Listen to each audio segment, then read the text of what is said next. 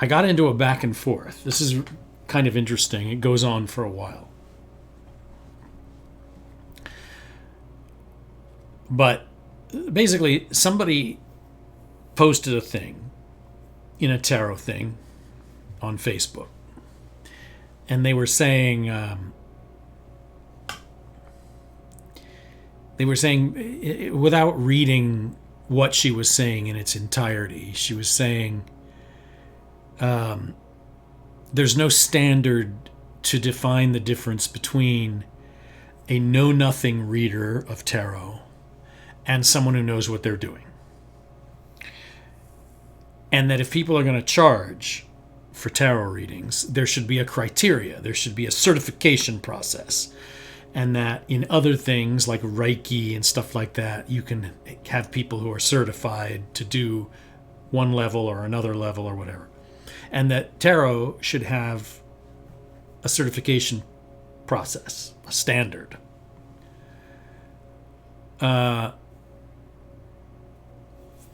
So I was reading that and I was thinking, oh boy, here we go. So here's this idea. I'm sure it's cropped up before. I've seen little groups online. I've seen websites and stuff, tarot organizations doing their own certifications, and then you go back a year later and look at their webpage and it says, oh, we're not doing that anymore. That's gone. Whatever. I don't know. People try to do this. They certify. But so basically I read this. Okay. So she's saying there's no standard to define someone who knows nothing offering their intuitive impressions or uneducated opinions, and that really what they're doing amounts to nothing more than art appreciation, looking at the cards, compared to someone who has spent decades studying and researching and practicing. So, and then talking about how you wouldn't take unlicensed or uncertified advice from a financial advisor, people like that. Well, of course not. But tarot isn't financial advice, at least it shouldn't be. And you're certainly not doing accounting and filing people's taxes with the IRS, and you're not representing them in court. So for those things you need a license to practice, because you can destroy someone's entire life and career with bad legal advice. With tarot, you've got people doing one thing or another, of course. But the idea that you could, to certify, you have to test. So basically, I get into this silly thing and I start talking about it. So my little back and forth kind of goes like this. I was just going over this a few minutes ago, and now I'm okay. So I get in and I say, you can't certify a creative process. To do so would imply imposing a specific set of meanings and a particular system to a deck of cards. When you pay a tarot reader, you are not really paying for a result. You are paying a creative person for their time and effort as they make something for you. This is the same arrangement you make when you pay a writer, photographer, actor, or musician. Tarot readers are creatives who deserve to be paid for their efforts, whether those efforts fit into one system or another. Most creatives will not suggest to a paying client that what they are about to create will in any way predict the future. To do so is not a creative act. It is an untruth. And then some other people go back and forth with me a little bit. But then the author of this idea to certify tarot readers jumps in and says to me, you do not understand the difference between cartomancy and tarot. Tarot is a form of cartomancy, but not all cartomancy is tarot. And you don't know that because there is no industry standard. Anyone can offer quote-unquote psychic readings. Some will be phenomenal and others will be total scam artists. With tarot, we have standards. So then I say, well, I'm quite familiar with cartomancy and its relationship to tarot. I am also familiar with many various systems for tarot readings. In fact, a tarot reader could apply their own totally unique system to tarot cards and use it in a consistent manner for legitimate readings. I'm sorry to disappoint you, but in tarot, there are really no criteria. What you have are 78 images in a deck. Many artists differ on how decks associated with various systems should look. But the bottom line is you have 78 images. You have absolutely nothing else. What you do with those 78 images is not part of a criteria. It is not part of an industry. It is something you either do well and in a spirit of creative health, or you don't. Paying someone to do a reading is like paying an actor to do a speech. You may or may not like the performance, but you have to pay.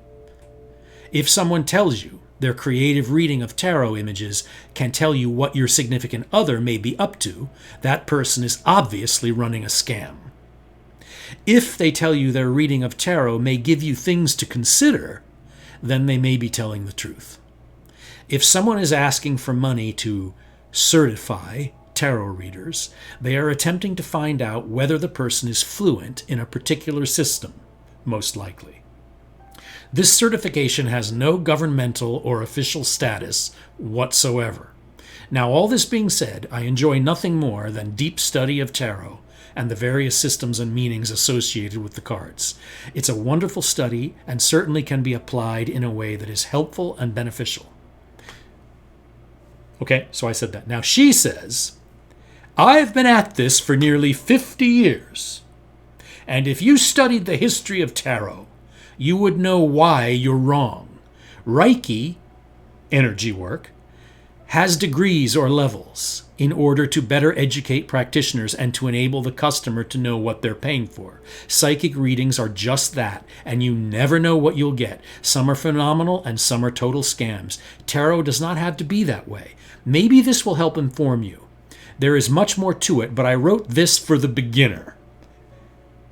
And she puts a link in to something she's written for the beginner. And she calls it Definition and Summary of Tarot History. Now I go there. It takes literally 60 seconds to read this little thing she's posted somewhere on Facebook. And what it says is that there's not a whole lot of information, but here are a few images from a few historical decks. There have been multiple decks through history. There are also cartomancy decks that have nothing to do with tarot. But what happened is that the Golden Dawn organization at the beginning of the 20th century created a deck called the Rider-Waite-Smith deck. And that, in fact, is the logical evolution of tarot up to that point. And because it's used by most people now, it is tarot. And none of the other decks are tarot. Thoth is not tarot. Tarot de Marseille is not tarot. And anyone who argues with this has no idea what they're talking about and is simply wrong.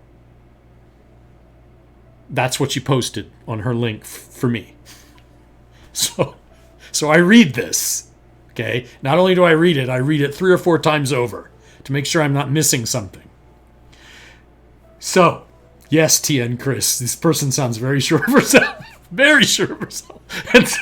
And so she posts this. So she sends me the link to this, and I read it over and over and over. Like, what am I missing here? Wait, this doesn't make any sense. She's saying in this post that the Rider-Waite deck is the only tarot deck, and it's the only deck that you can legitimately use the word tarot with. Nothing else is tarot. They're all cartomancy. So I get in after she says this, I've written this for the beginner. Here, read my link. I get in and say, listen, it's not productive to argue with me about credentials and whether I know the history of the tarot. There's a lot written about a tarot history, and quite a lot of that is total nonsense. Most books begin with some sort of helpful, but brief summary of its history, and that's great. And there's some accurate information that can be verified, but not a lot. There are many speculations, of course. Tarot is at root a creative act. You cannot really assign degrees and certifications to it. That would be to assume that one person or group had a lock on interpretation of tarot. All you have with tarot, again, are 78 drawings. Meanings associated with those images are generally agreed upon to some extent, but as I have mentioned before, this generally agreed upon set of meanings is almost entirely impossible to do with the Marseille deck for obvious reasons. Even people using numerology, as I do, to interpret those cards make differing assumptions about numerology itself. Anyone who wants to build a system and certify people to use that system is welcome to, of course, but this will only influence a small number of practitioners. And of course, it will have no effect on anyone who wants to read tarot without such certification. Tarot has spread through history and survived in different cultures partly because no one can take control of its meaning. No one can be the arbiter of what is correct interpretation of a tarot card. One can be a teacher and help people see meanings and find new ways of looking at the cards. Sure, that's awesome and healthy, but there is simply too much variety of system, artwork, and reading techniques to codify tarot and try to essentially hand out licenses to read. So she says, I am going to block you for responding to something without reading first, which is evidenced by your reply, and because you are factually incorrect but too egotistical to even consider that maybe someone with decades more experience than you might be able to teach you something. So I say, well, I'm having a nice time engaging on the topic. I'm not sure what annoys you about some disagreement. I have read your writing that you linked to. It's a nice presentation. I disagree with your perspective on the Rider-Waite deck, but that doesn't mean we could not agree on plenty of other things. So she says, I do not enjoy conversing with people who, quote, disagree with facts. I know my facts. You are free to disagree, and I am free to invest my time with people who will accept what is known. She continues, if you had read my link, this is the link I read 5 or 6 times over. If you had read my link, you would know I was not quoting some book. I have been studying this stuff for decades and have done my research, or I would not present as fact what is known. Your reply means you either didn't read it or, now that you say you did read it, didn't understand it.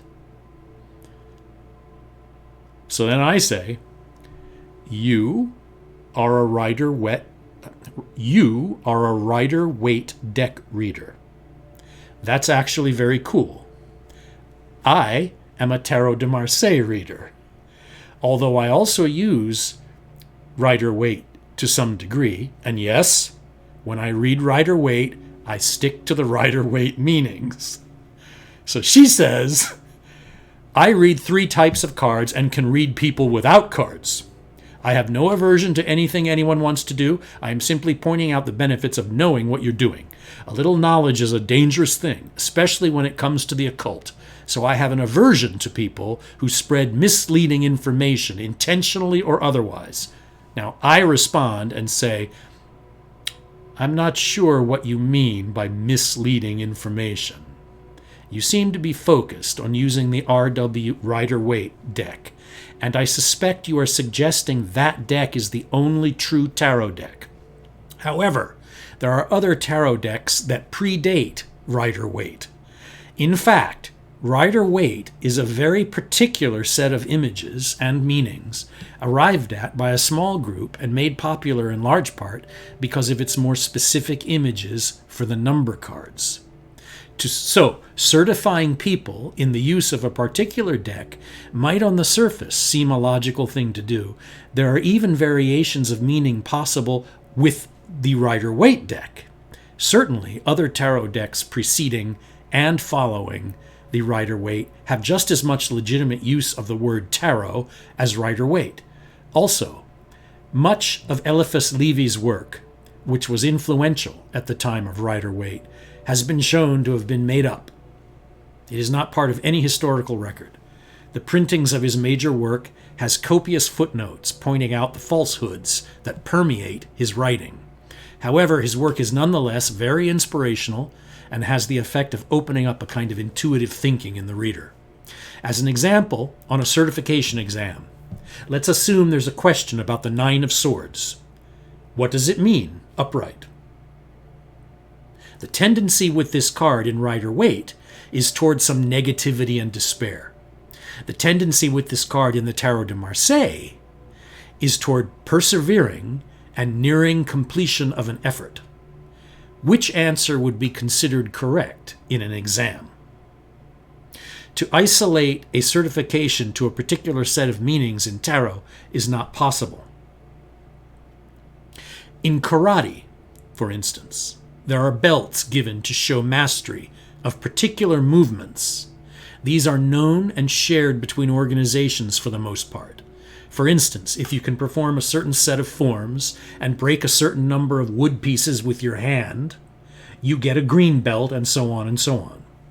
With tarot, you cannot really make the assumption that one deck and a particular set of meanings is the only actual tarot in the world. That is simply not possible beyond one's own individual belief system. So she says, and she types this word in all caps, again, you prove you did not even look at my link. This is the link I read 6 times over. You did not even look at my link, even though you claim to have read it. If you had so much as clicked on it, you would have seen the photos that prove I know damn well the history you are trying to tell me. Thus, I will block you. As I said I would. You are too hell-bent to consider that there is actually evidence to prove you are incorrect. Now, let me pause here and just point out that these pictures she's talking about are just... they're just cut and paste pictures like from Google of like 2 or 3 older decks. Yeah, so this is a picture of the tarot, one version of the Tarot de Marseille, and she's posted a few of these. Okay, whatever. They're there. There are pictures there. So pictures and claims posted on Facebook don't suddenly become evidence of the historical record to prove your point. They're just you talking. So anyway, so she says that. Then I say, look, I'm sorry to confuse you. But yes, I have read your link over several times. I'm curious what you think is proven by your link, which is basically a statement of your opinion about the Rider-Waite deck being the only true tarot. So she says, for example, one can be certified in Rider-Waite and also certified in Marseille. Do you not understand that there are different schools involved in certification? She continues, so clearly it is not me who's confused. You are making all sorts of assumptions. As for my link, since it explains the history, however briefly, it makes the point where Rider-Waite is the standard, logically and factually. And you are still, obviously, this is all caps, confusing tarot with cartomancy, which is where this all started, which just proves you're a troll. I tried to have patience, but this is ridiculous. This is what she says to me. She calls me a troll, for God's sake. So then I say, I try to be really nice. I say, I'm most definitely not a troll. I can assure you. What I am is someone trying to converse and examine a proposal with all of its variations of agreements and disagreements, you don't have to be defensive with me. I think your conclusion that the Rider-Waite deck is the only legitimate tarot is incorrect. I assume that most of your conclusions stem from that basic assumption. And I certainly don't mean to be a troll. People who disagree with certain ideas are not trolls. They are debaters. What we are doing here is debating. You seem rather interested in shutting down the debate for some reason. Now she responds, just today. Fair enough. Maybe you aren't just a troll. I apologize for saying that. I encounter some seriously effed up people on Facebook, and the failure of your logic made you look like one of them. So, Rider-Waite is factually the evolution of what came before it and was published and became the standard system of actual tarot. Marseille, Lenormand, even Thoth, which came about in my lifetime, are not based on the old court, which is the standard the Golden Dawn formalized. If you read my link, you need to read it again. Then if you'd like to actually debate, you cannot simply state, quote, I disagree. You must take a point and have made and argue against. You must take a point I have made and argue against it with data. Otherwise, yes, you are just a troll. So, I read this literally half an hour ago, and I'm about to answer her. And, okay, it's data? Well, there's data all over the place. Do you want me to screenshot books for you and send them to you? I mean, I have boxes here of tarot cards that are called tarot and have copyrights and trademarks established before Rider-Waite. But I try to answer her, and lo and behold, I realize she shut off all commenting. So she turned off. You see what I mean? So this is the modern disease. And it's, you make a claim, and then someone disagrees with you and starts arguing, and you get hostile immediately. And what you do, and this is a common debate tactic that you can't do in any academic or professional circles. You cannot get into a debate with someone who disagrees with you and say, well, you're an idiot. You don't know what you're talking about. You don't have the credentials to argue with me. You can't do that at work. You'll be fired. You can't take that kind of hostility into a professional environment. And you can't do it in any academic environment. You won't. No professor will stand for that kind of debate. You have to debate. You have to talk about the subject. You can't attack the other debater. That's for politicians being silly. But in real debates, professional and academic, you can't do that. And that's what... So I disagree, and what she starts to do is to call me an ignorant buffoon, a troll, blah, blah, blah, blah, blah. That's to shut me up. Now, if I go and look at what this person has written, and I don't see anything that, all I see is there was this deck, and this deck, and then there was Rider-Waite, which came after these decks. Therefore, it is the only legitimate tarot because it came last.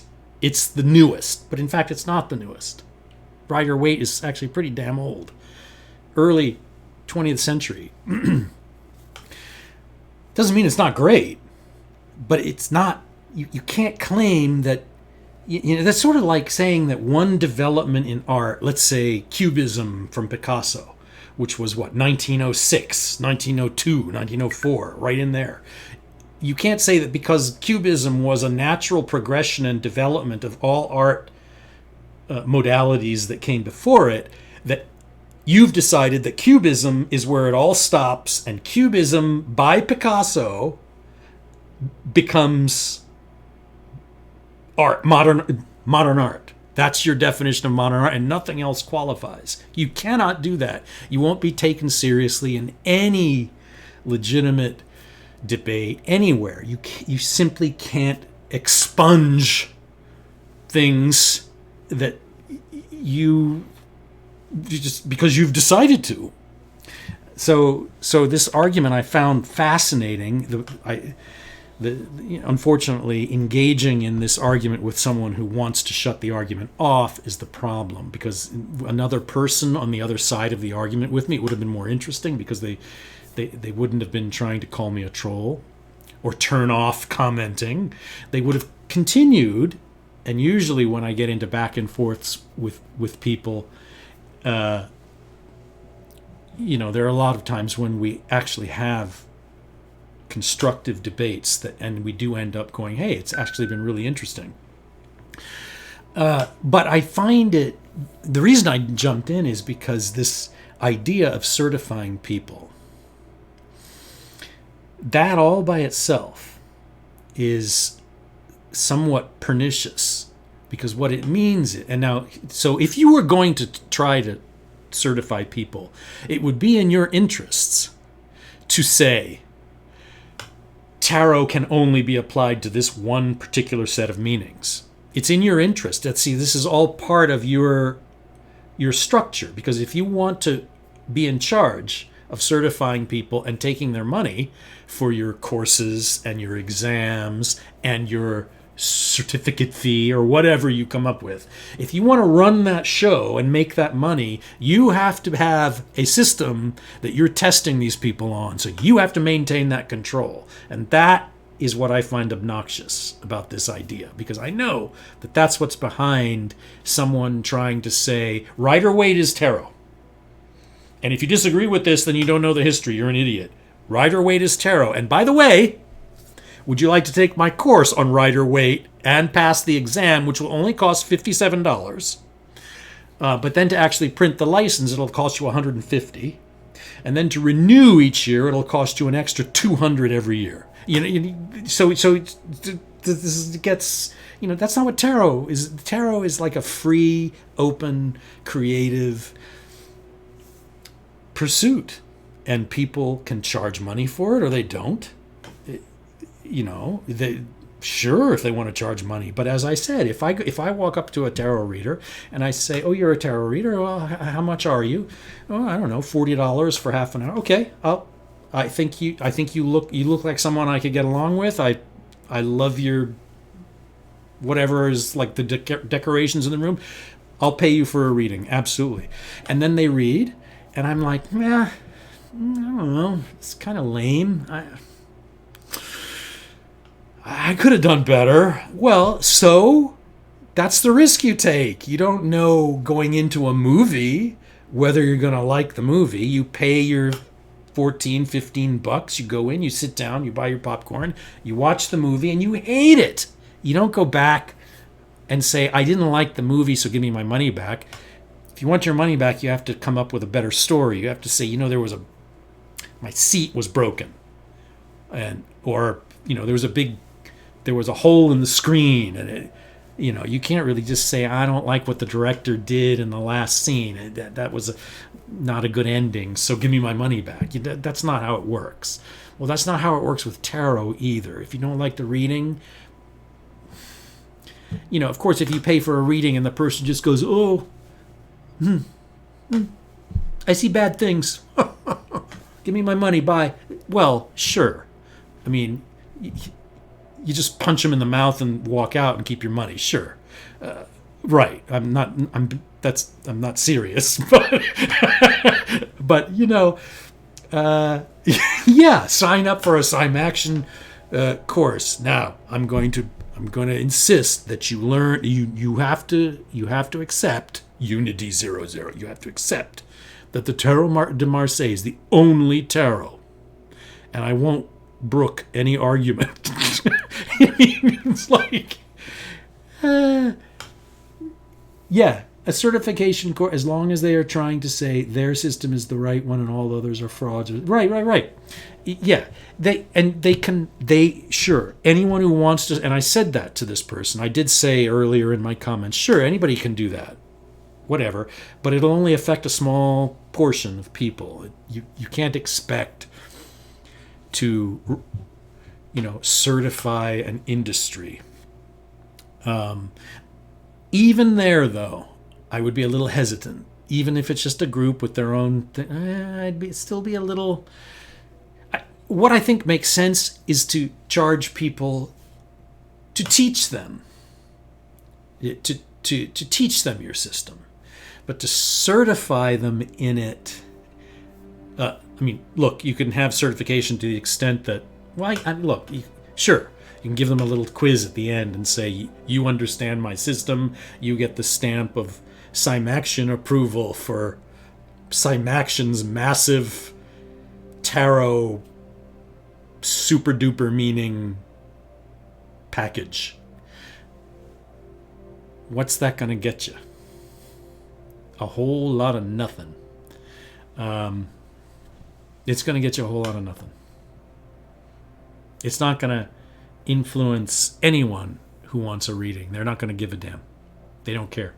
Nobody's going to care that you have a green and purple little piece of paper on your wall that says, I was certified by Billy Bob in his trailer, that's all decorated like a old gypsy caravan. Nobody's going to care. They care about other things. They care about, how the environment sort of looks, how you register with them. Okay, so I do have... Okay, so things like this I feel are important because it's not just in tarot. It goes further than... It's a broader topic than that because it has to do with argumentation and debate in general and how we're sort of in this time where people online try to rely on browbeating to win points, to win arguments, rather than real debate. You back and forth. Well, and I noticed a series of questions I asked this person. What would you do on an exam if you were going to have this question about the Nine of Swords? And there was no response to any of that. I was simply told I didn't know what I was talking about and didn't know what her logic was.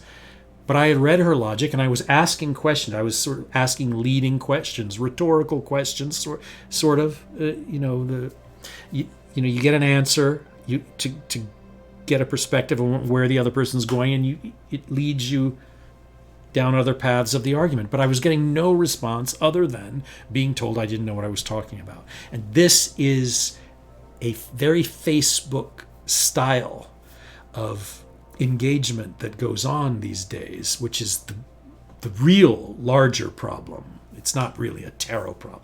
No, tarot's going to be fine. Nobody's going to give a damn about someone's certification. Tarot will continue. The decks will be made and sold all over the place. There'll be thousands of artists working overtime, and nobody will get. So that's not the problem. The problem is this misunderstanding about what intellectual sort of investigation involves. You can't just say, blah, here's my statement, and because I linked to it and it's in print somewhere, it's the fact.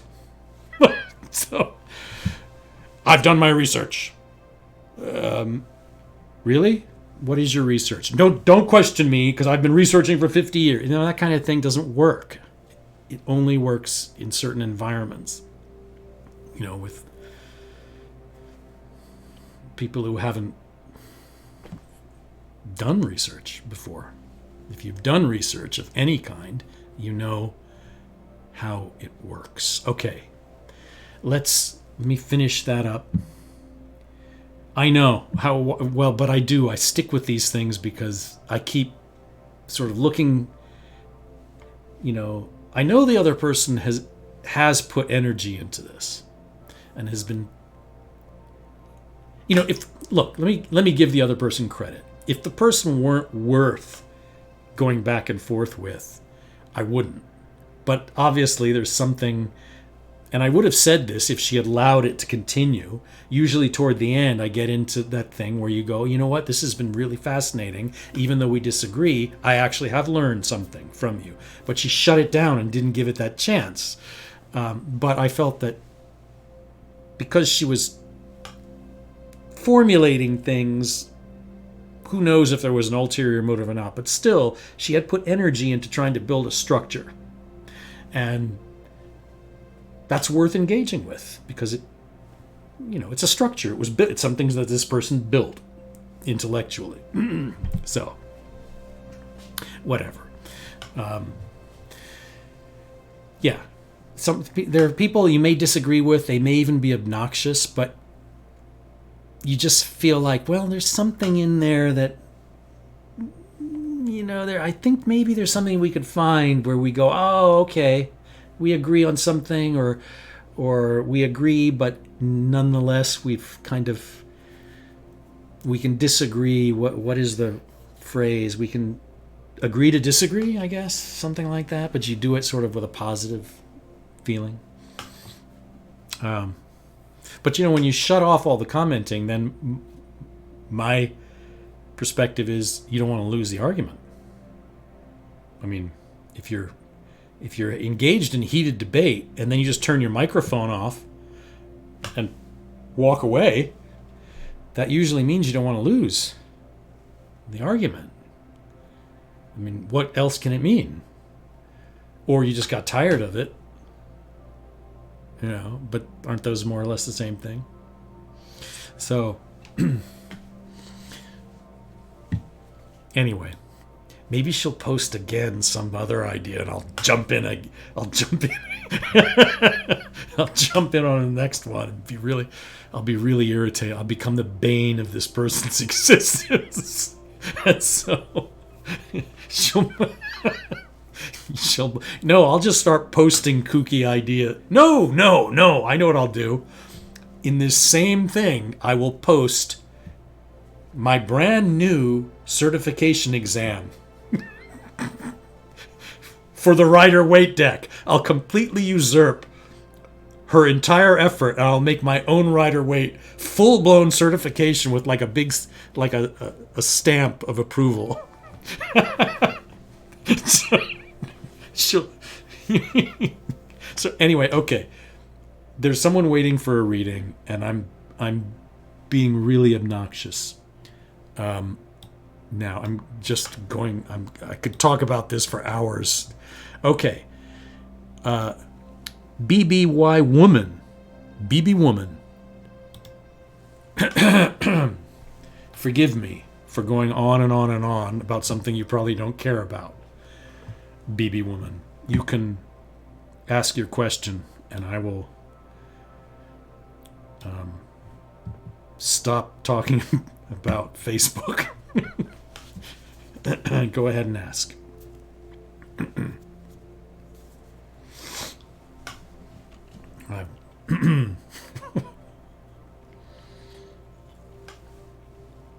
I'm going to switch over to the tarot camera. It's not real tarot, though, because it's Tarot de Marseille.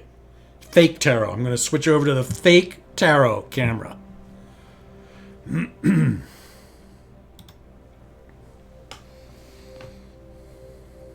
Oh, I didn't light my candles. Jeez, hold on. I was reading over the Facebook so long, I forgot to light them.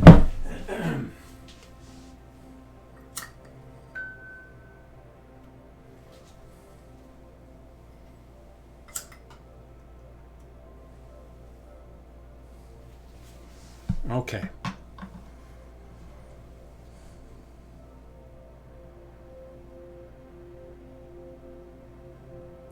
Oh, cool. I see the two new decks. Jeez, that's 4 now.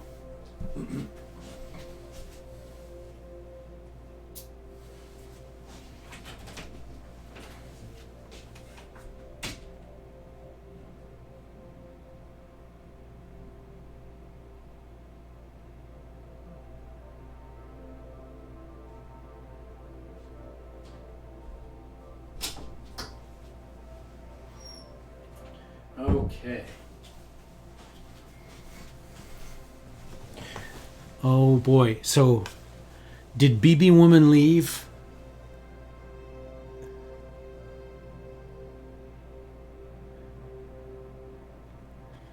I think BB Woman might have gotten fed up and left.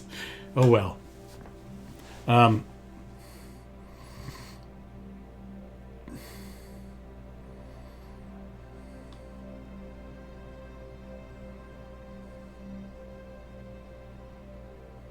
I'm just going back over comments to trying to, because I was reading from Facebook and I couldn't see.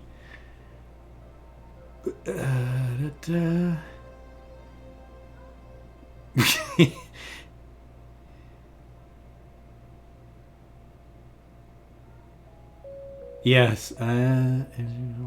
True tarot cover. And TN Chris had a funny remark.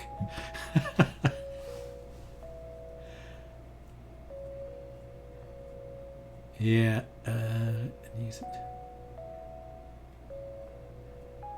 Yeah.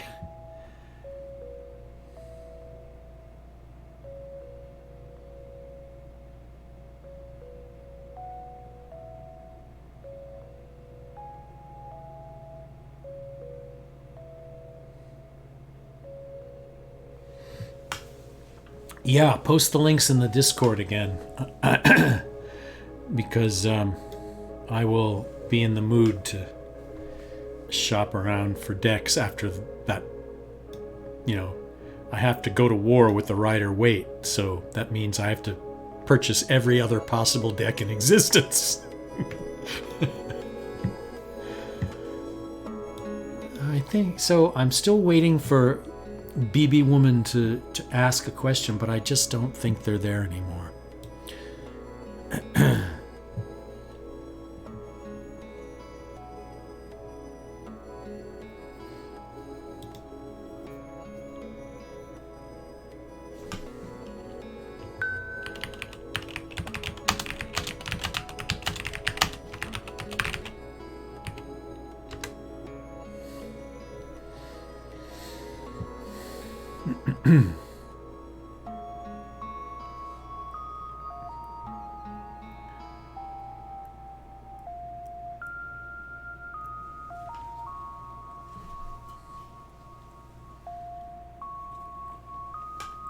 Well, okay, so I don't think they're there anymore. So what I had planned to do was to go and use my tarot web thing to do a 10 card reading. So let me... Oh no, you didn't miss anything. I was waiting for BB Woman to come back with a question, but they never did, so I think they got disgruntled with my diatribe. So I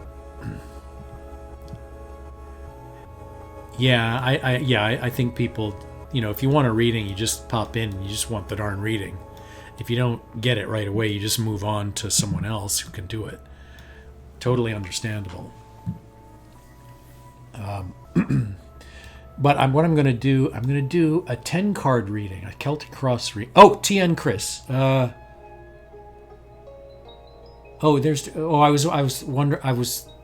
see what TN Chris is saying. Yeah. The Discord thing. I'm going to do just a general 10 card reading using my web 10 card thing, just for the heck of it. So I'm going to switch over to that. I'm going to put that on, and you'll be able to follow my what I'm doing.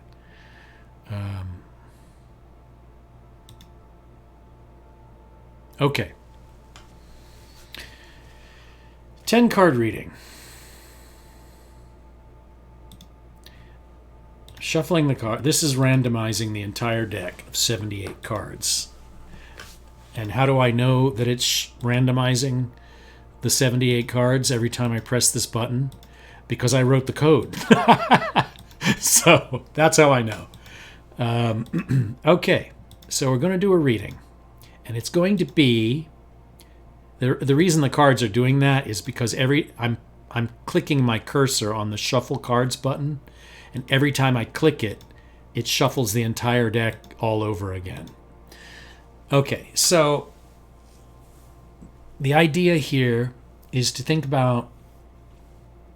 I always sort of do a reading like this. Just thinking about just a reading for the week. A reading to sort of think about, to give ideas and inspiration for the rest of the week. Nothing more complicated than that. So let's see what the 10 cards end up being. Now, I can just pick randomly from this set. Card number 1, the heart. Heart of the matter. Crossing card.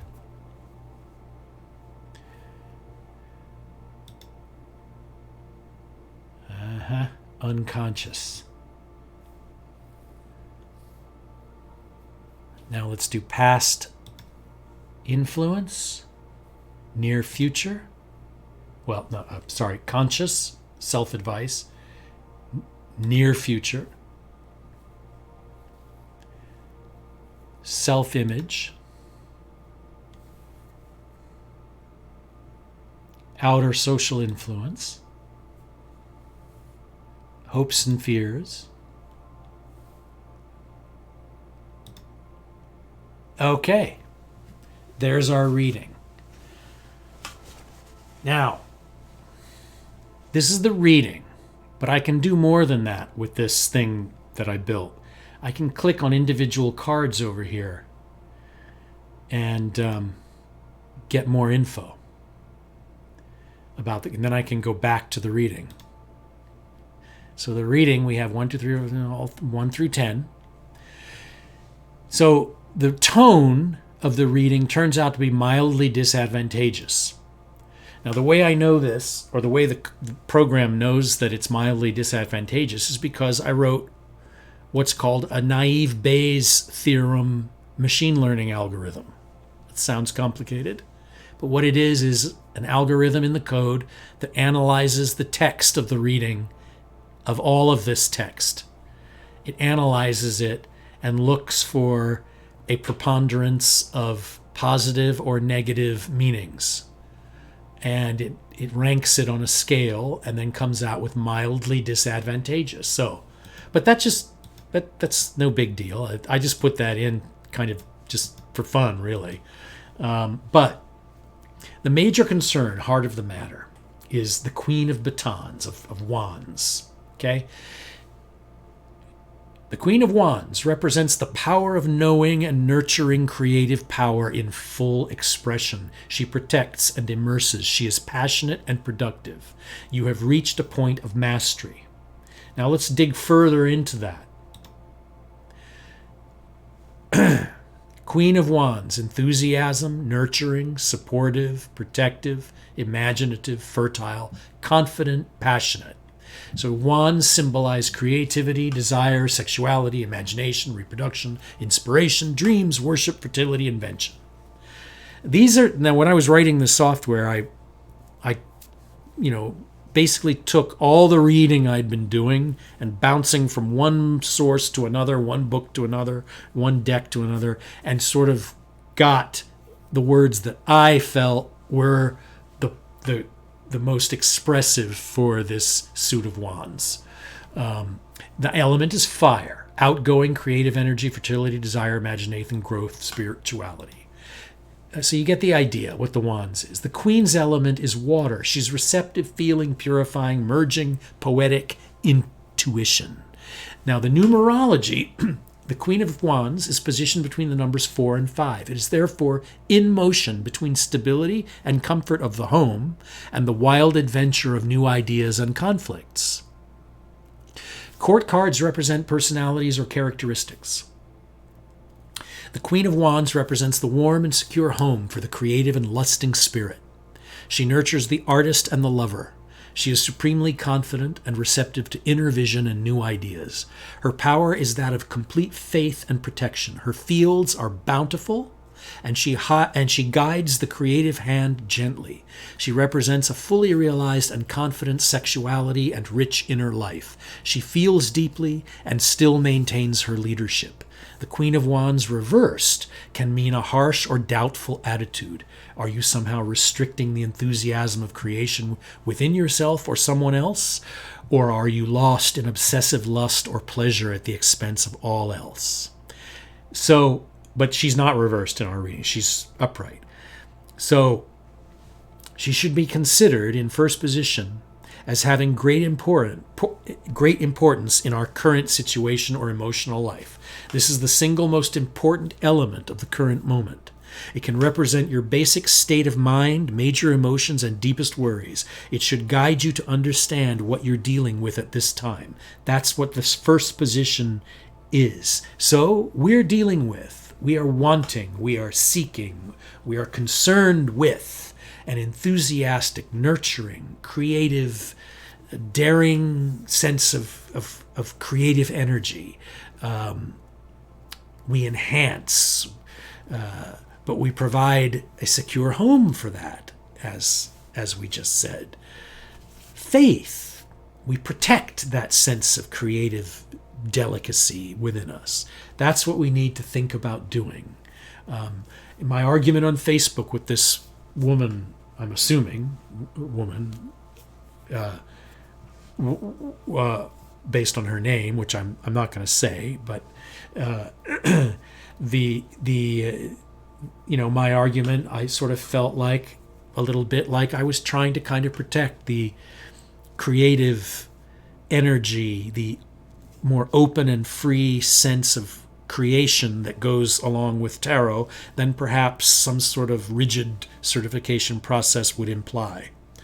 So for me, that card is important. Okay, let's move on. Let's look at the next part of the reading. The current obstacle. The Emperor expresses power and leadership. Imagine ways that worldly accomplishment and strength of character might play a role for you. Okay, well, I'm not going to go and read all of the big digging in bits and pieces, but you can see father figure, power, assertive, authority, wisdom, structure, and clear thinking. So yes, the Emperor always has that sort of sense of structure and power. There's a little more rigidity to him than certain other characters in tarot. There's more of a little distance. You don't just walk up to the Emperor and slap him on the back. You keep your distance. You can maintain a respectful sort of composure around the Emperor. He insists on that. That's why they're emperors, after all. Same thing with the Empress. You don't just run up to her. You keep a respectful distance. So these characters imply there's a little bit of restraint, control, authority. There's wisdom, but sometimes it can have a little bit of conflict with that creative wand spirit of the Queen of Wands.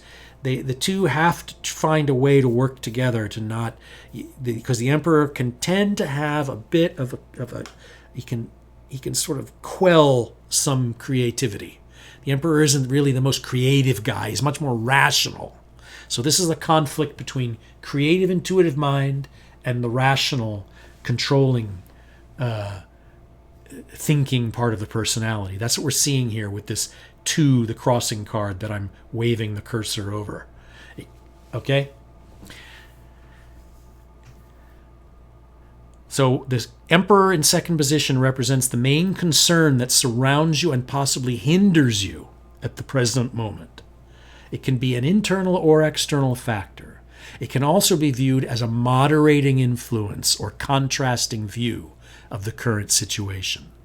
So these are a bit contrasting, this queen, but the Emperor is deeper. The Emperor is a major arcana card. The Queen of Batons is a court card. Personality versus deep, unconscious sort of psyche archetype with the Emperor. So he's a little difficult to overcome that slight restraint and rigidity of the Emperor. Okay, back to the reading. Position 3, unconscious, root cause. The Magician. Another major card, unconscious magician, represents great skill, energy, and creative genius. His active work combines the spirit, intellect, and the earthly. Work, knowledge, skill, effort, industriousness, ability, talent, improvement. Unconscious mind and root cause sort of underlying things. unspoken word, intuitive things coming out from this position. The skills of the magician combine high and low, mental and material, spiritual and earthly. He is a craftsman of life, always working to improve. No one spends more energy than he at finishing, at perfecting. He knows the tools of his trade and of life, leaving nothing untried in pursuit of the best. Okay. Skills, work, accomplishing things. If we're using this in the first card, the Queen's creative, the secure nurturing of the creative element, trying to sort of struggle with the rational, controlling mind. Well, having this unconscious ability to perform the work of the magician is very key. It's actually a really powerful sort of fountain coming up from the unconscious, if this is real here. If this really is what we've got underneath, this magician is very, very in touch. Look, you know who the magician really is? Magician is the tarot reader. The magician is the guy that has all of the different elements of the different suits of the tarot on the table in front of him. He is the tarot reader. And he's also got that sort of the infinity symbol in his, he's in touch with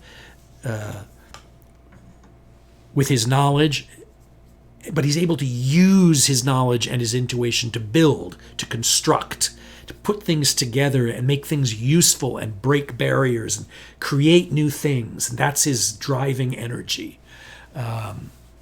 So, very good unconscious root going on for us here. Let's move on. Past fading influence here, the fourth position.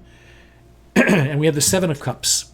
It symbolizes a turning toward intuition and the deeper feelings one has for the self. Imagination plays an active role in leading one to greater emotional wisdom.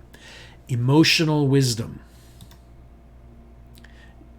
Active imagination, spirituality, intuition, creativity, inner vision, engagement, openness, loss of comfort, risk. You're willing to take risks emotionally as you learn more. The number 7 is the arrival of positive instability, because new things are coming, new awarenesses are opening up, new spiritual ideas, new emotions. You're experiencing things that are unsettling your sense of safety. And that is a past fading influence. That means it's something that we may have had going on. And we can sort of just let that be. We don't have to concern ourselves too much with it. That's probably happened. Whatever. We're moving on now. Number 5 card up here. Conscious intention, self-advice. The Knight of Pentacles, the Earth symbol, reversed, may mean a materialistic rush into poorly considered actions or projects. Okay, poorly considered actions or projects. We've got this queen wanting to move, to do things creative, to have a safe place to be creative and express that energy. It can also be desire. Creativity encompasses all forms of desire, but that energy is in conflict with the rational. We have huge resources of skill, unconscious awareness that we can put to use to make what we want to make. But we've got to be careful about rushing in to do things in the practical sense, to do things in the earthly realm. We've got to be careful here. That's what the upside down is saying. The upside down is saying there's retreat, distraction, dullness, stupidity, impulsiveness, caution, restraint, materialistic views. Okay. This position here, conscious self-advice, it's kind of our understanding of where things are at this moment, where we stand in the world. It's the way we think, what we're aware of. It says here, down at the bottom, the Knight of Pentacles reversed can mean a reckless and undisciplined rush to action that is left incomplete. It may indicate an obsession with worldly goods and reckless efforts to gain advantage. It can also mean a turning away from challenges or retreat into a dullness of mind. We've got to be careful. Being creative, rely on our inner abilities and skills, but don't rush. Let things progress gradually, like the bamboo shoot slowly coming up from the soil, instead of pushing. Let's go to near future. Near future, card number 6, the Fool. The Fool suggests freedom, willingness, and adventure. You may embark upon an important exploration. He takes life's joys and hardships with youthful enthusiasm. Yes, he does. And that's the point. Coming up in the near future, as we embark on our creative energy, and we don't rush, we don't push too hard, at least in the physical sense.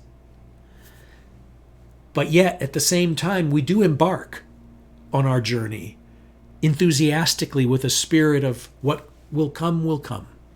And I'll absorb all of it. I'll learn from it. That's in our nature. It's a major card. Let's dig in a little on him. Seeker, adventurer, new beginning, optimism, freedom, hopeful journey, thirst for knowledge. He's the eternal seeker, the wayfarer on the road of life. His journeys are not necessarily those of distance, but maybe more profound voyages of thought. Yes, we are going to go out and learn something because that's what we love. We're just not going to rush pell-mell into it. That's all. Now, let's continue our reading. Number 7 position here. Personal self-image. 7 of Swords reversed can indicate a closing of the mind or the use of intellect to negatively control others or take advantage. This means this is what we're worried about in ourselves.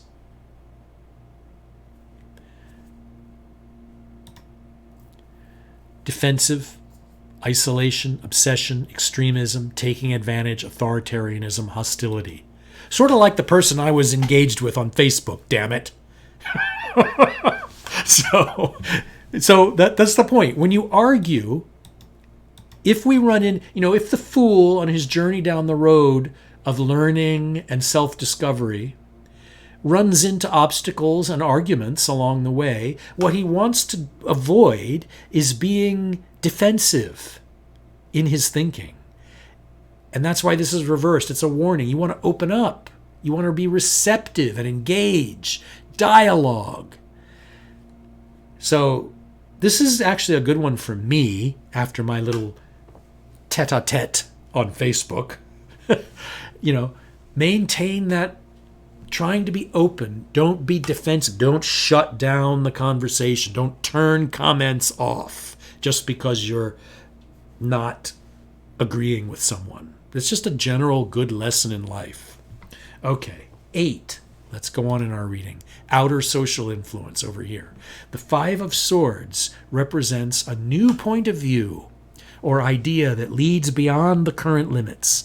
The mind may be engaging in more spiritual thoughts and seeking higher enlightenment. Okay, we are obviously taking our warning, we've got that warning in our own mind.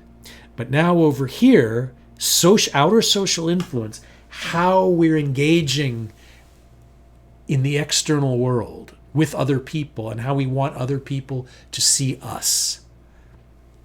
And that is with a 5 of Swords. The ability to move beyond current limits. Engage in more sort of spiritual awareness. You're seeking something higher than you've had before. You're trying to attain. You're trying to build positively. You're trying to improve. Let's have a little further. New ideas, conflict, higher understanding, spiritualism, faith, awareness, open to new thinking. The conflict, yes, it's a conflict because this is the swords are the realm of thinking and conflict. And I mean, that's why it's a sword after all. But conflict can be, healthy argument. It's conflict, but you engage in it in a healthy manner. You don't shy away from it and become defensive. It's very simple, really. So let's continue. Number 9. Hopes and fears. The 9 of Cups reversed can indicate remaining in the comfort of a current happy situation with limitations for further emotional growth. There may be a resistance to important changes. Okay, so that means we're worried. We hope to get past this remaining sort of comfortable in something we're comfortable with because it's felt good, we feel safe, but it kind of, it keeps us a little dull. It plays in with this defensive thing down here, number 7. If we're defensive, then we tend to lock down even our emotions and stay right where we are in the safety. We don't want to feel any stress. It's like when people say, I don't have the bandwidth for this. That's kind of what this card reversed means. Now let's move on to card number 10, the likely outcome. The Hermit reversed indicates isolation. So here we are. This isolation may keep going. Withdrawal from the world, obsession with one's own thoughts, and possibly a mental breakdown of some sort. Beware of wallowing in your own negativity. Let's dig in on him. Reversed. Withdrawal, depression, fear, avoidance, negativity, repetition. The Hermit in 10th position represents the final outcome and what you will come to understand. Think of this final card as a guide toward an outcome rather than a definite prediction. Consider your situation in a more nuanced way. Now, the Hermit moves into the darkest of places, alone yet assured, seeking truth and the nature of self. When it's reversed, he's withdrawing and he gets locked in and focuses and depressed because he can't get out of one mode of thought. So he doesn't, in fact, learn about himself and grow. He just sort of wallows. It's a definition of depression, okay? And it follows here from Hopes and Fears here, where it says, be careful of this staying too comfortable and limiting your growth. And down here with, this defensive quality. These are all playing a role. Now this modifier back here to the conscious self advice reversed, it's warning us, don't rush things materially. Take your time. Taking your time will allow this process to play itself out. In other words, if this feeling is upon us, this sort of withdrawal form of depression, it needs its time. We can't push things. We can't suddenly start jumping up and down, doing jumping jacks to get through it. No, this card is telling us that won't work. We need to let it take its course.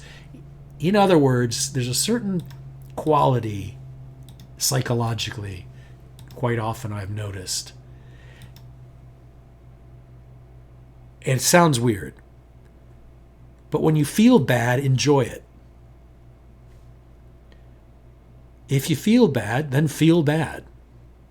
If you feel a little depressed, then feel depressed. Sometimes it's the constant avoidance of something and trying to rush through it and fix it with Advil or something that's actually the last thing you should do. And that's what this reading in general is telling us. It's telling us, at heart, we have this creative spirit. We have this incredible skill and ability. We have this ability to take new feelings and handle them. We have this ability to engage the world enthusiastically and learn. We're worried about withdrawing and being isolated, but we know that we will allow new things to come in because we think that's how people see us, and we want people to see us that way. We don't want to rest purely in what's comfortable and lock all the windows. And if that's where we are, then we're just going to take the time, as this card advises us, to get through this withdrawal problem.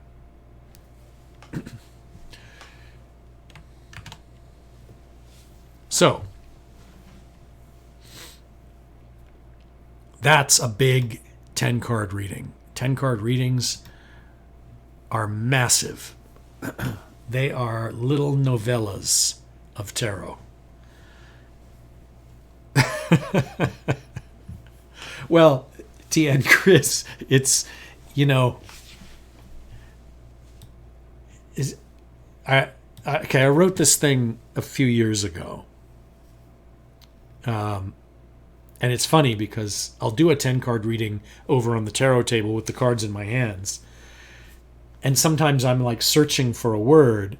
And it's funny because when I come into this app, I look back at the words I picked and I'm like, oh, right, I forgot I picked that. That's a good one. That's a good word.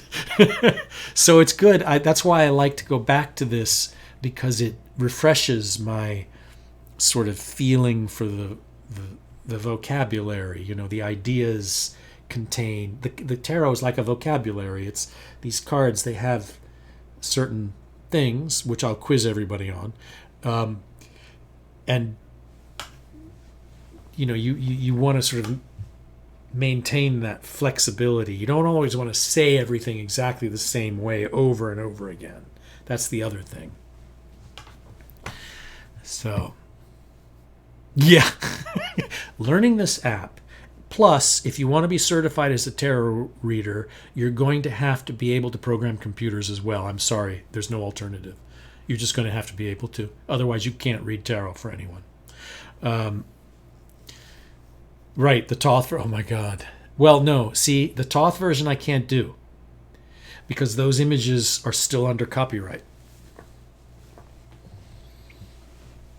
Because it was done, you know, it's a recent copyright, lasts like 75 years, so I can't I can't use them.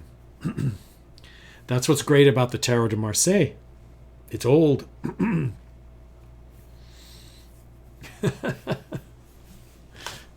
So, yeah, you know, I don't even think, let me think. Actually, I think the Rider-Waite is in the public domain now. Yeah, I think so. The original Rider-Waite, I believe, has entered the public domain.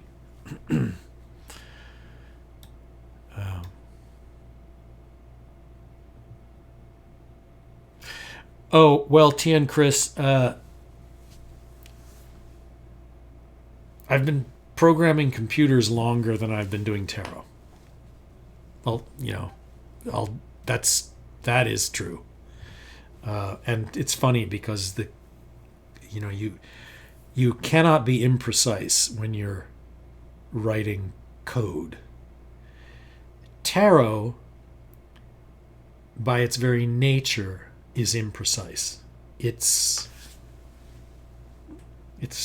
you know, it's intuitive. It's a creative thing with certain boundaries and systems people set up. You know, just the whole thing about systems and everything. But yeah, so like when I do tarot, there is a basic system that I stick to. And with the Tarot de Marseille, you know, you have to do that. Like if you look at the app again there, you know, those number cards, like the over here, the cup cards, the swords, you know, a person looking at those hardly even gets any impression at all. Anyone can look at the magician card who's not a tarot reader and go, well, that looks sort of like a picture of a guy like doing something with some tools at a table. Like, is he some kind of craftsman? He looks like he might be making something, maybe. Is he cooking? Something. You know, you can at least get some basic meaning. But with the number cards in the Tarot de Marseille, Not, you really can't. It's, I mean, you could sword. You could say, well, is that about fighting? Are there soldiers here? But with the cups, you might think if you're familiar with Christianity or King Arthur, you might go, is that the Grail? Or, is what is that about? So you have to have a way with the Tarot de Marseille to come up with a system. And with me, and so it's inherently imprecise as opposed to writing software. Although you can write imprecise code in software that's actually fuzzy, and it does accomplish a lot. There are techniques but it's a whole other thing.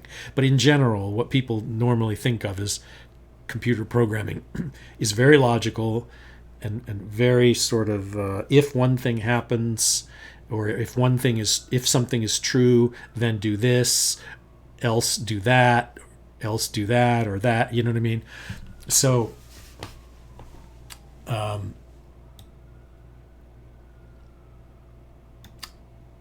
but yeah. So in a way, tarot is it's a really good thing, I think, for someone like me to do. Partly because when I started life, I started out in an imprecise area, in an intuitive area. Then I learned computer coding and became good at that. And then returned again to more intuitive sort of things, like with the tarot.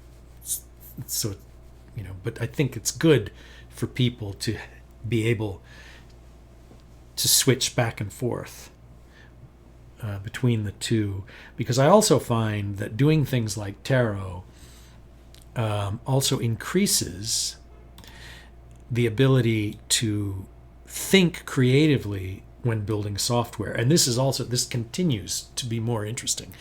I'm also into gaming. Every once in a while I stream on here Fortnite. And I also play things like, recently I started playing Street Fighter, the old, Street Fighter from arcade game days.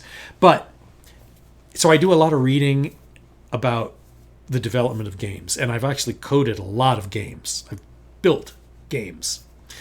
And so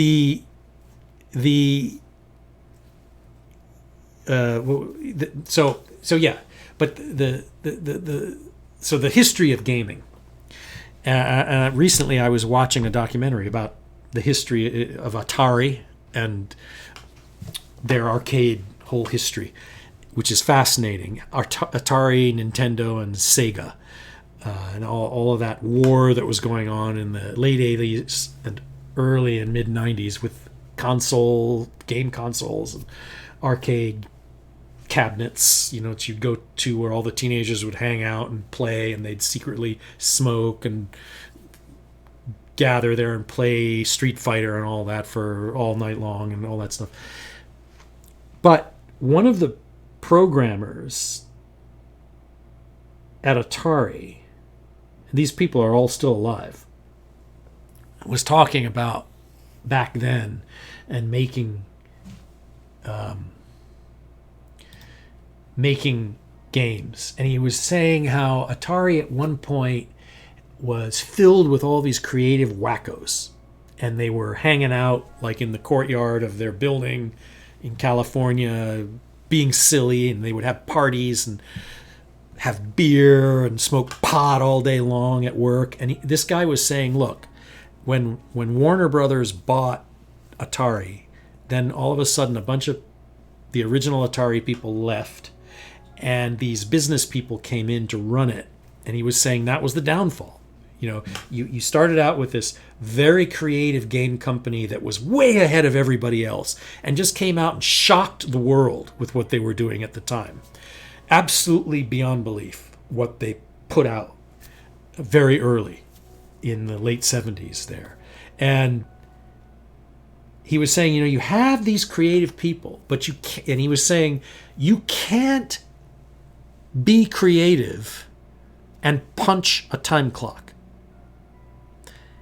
And this is something I have tried to tell people in the professional world for many years about programmers. I'm very supportive, and I defend software developers from the business, the suits.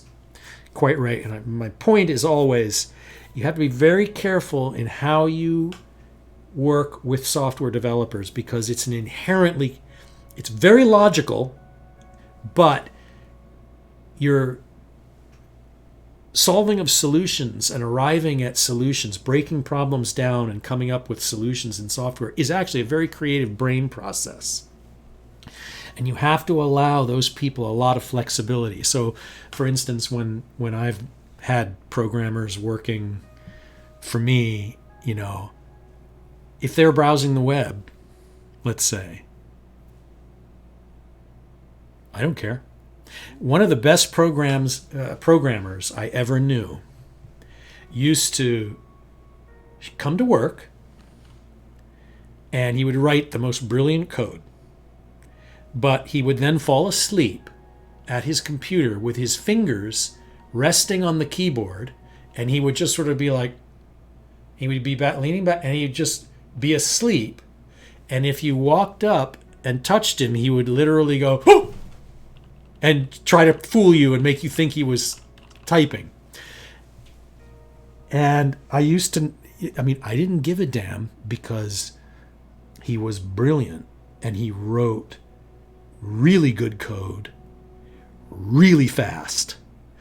And so he was my favorite programmer to work with. And he could sleep 3/4 of the day. I didn't care, because the 20 minutes he worked was better than anyone else was producing, working frantically for 8 hours at a stretch. But that's what I mean by the creative sort of, you apply the creative part of your brain even in the rigidly logical world of software development. Because there are many programmers run into problems that nobody can solve quite regularly. How do we solve this problem?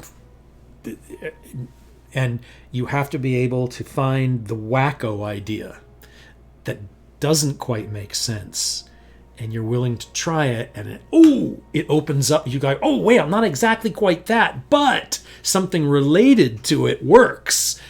And you wouldn't have gotten there unless you had allowed the really wacky, crazy idea to progress through your mind and look at it. A rigid, logical person wouldn't take that detour and never would arrive at the unique solution that they should, by taking that detour that only an idiot would take. So that's the creative mind working, and that is very much sort of fostered by tarot, and you don't have to be a tarot reader to do it. It's just inherent in tarot. So you can just listen to tarot. You can look at it. You can read about it. You can get readings done for yourself. And it has that same effect. You don't have to sit down and do a reading for anybody to get that benefit. So,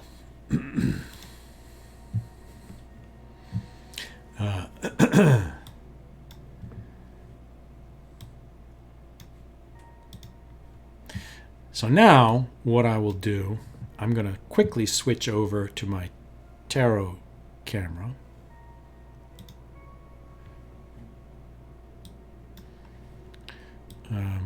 Oh yeah, Unity was talking about Jung the other day, and I remember that Ace of Pentacles had come up at some point, and I made a comment about Jung and the Ace of Pentacles. Jung was into mandalas. Jung was into images that he felt were embedded in the psyche across cultures, and one of the things is the mandala, the circle with thing, the sort of that Buddhist mandala thing. They draw them in sand sometimes, but mandalas pop up in Jung's psychology all the time, and the mandalas, of course, resemble that ace of pentacles that's sitting there on the tarot table. But it's not there because it's just there because I left it. But it's an interesting idea about Jung that, it just occurred to me during that reading last week. So let's say, now continuing on the 10 card reading that we did just a few minutes ago. Okay. The idea now is to not do a 10 card reading, do a real quick 3 card reading. But the point of it is to say, okay, so we got that upside down hermit in the 10 card reading.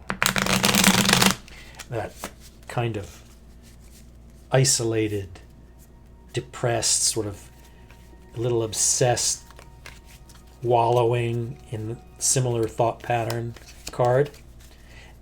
And the idea was, okay, how do we give it its time? How do we let that sort of wash through? How do we get past that without pushing too hard? Well, there's nothing wrong with pulling. We could even just pull 1 card.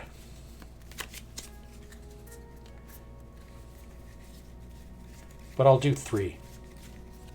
Just sort of get a statement on that process itself, getting through that condition.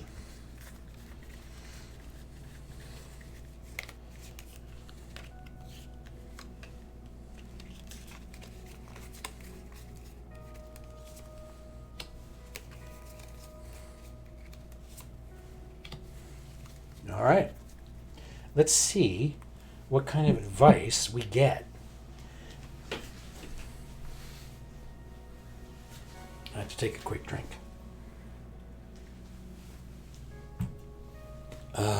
Sparkling Pellegrino. Okay. What kind of advice for getting through that static, wallowing, isolated situation?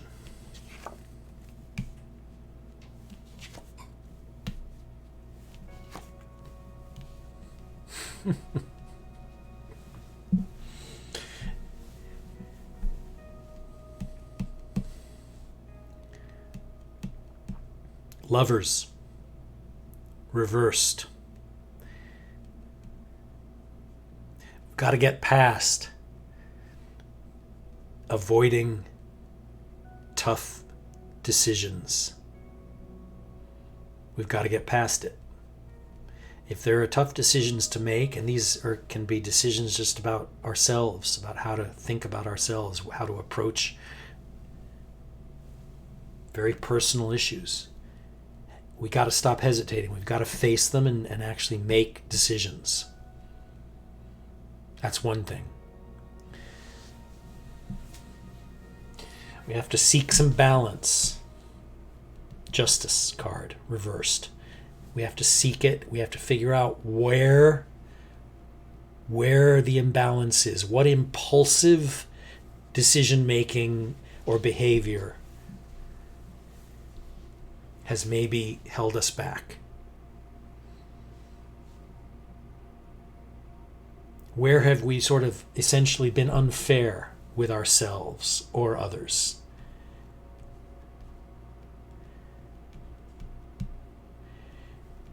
And ultimately, the King of Wands now shows up. And we had the Queen of Wands as in the heart of our situation on the 10-card reading.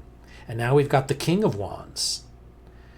So again, this is the ability to control and use our creative energy.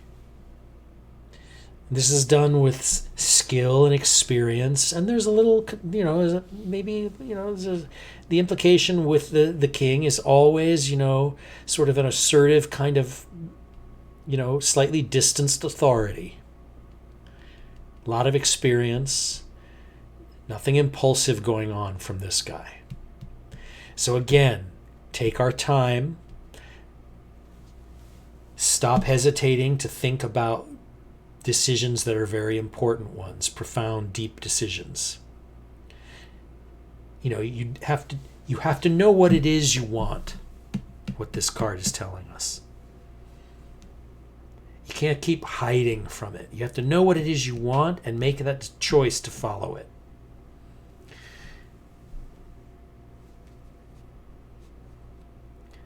And you've got to be balanced, and you've got to use your sense of, you've got to give things their equal weight. That's why the scales are the scales of justice. It's a very simple, cliched symbol. But if something is out of balance, if we're not paying attention to that, if we're not balancing our work and our pleasure, let's say, then we get, it's hard for us to grow, to move past certain situations we're in, that upside down hermit in our 10 card reading, that withdrawal. Decisions, balance, fairness, treating things equally, not obsessing on one thing at the expense of everything else. That's what this card's warning us about.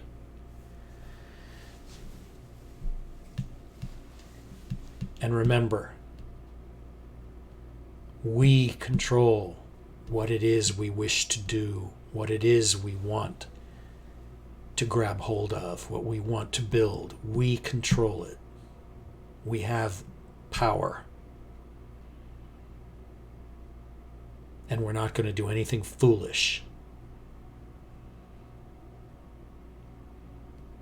Do things with awareness.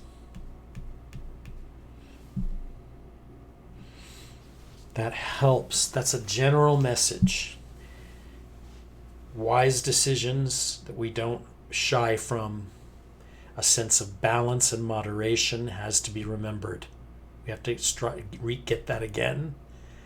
Controlled, careful, confident use of our creative powers will push through the barriers in the end. Will lift us out of that reversed hermit withdrawal.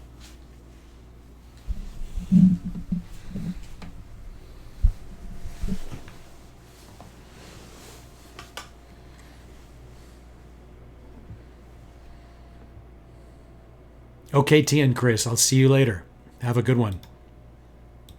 Wallflower 639.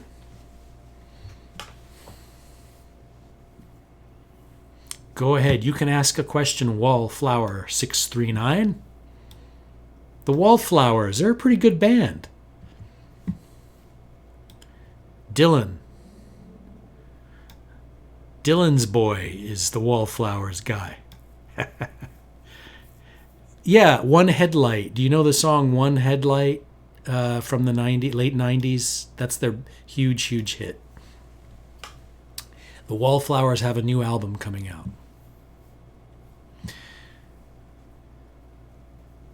Okay, well, they're a band like from the late 90s, so you don't have to know them.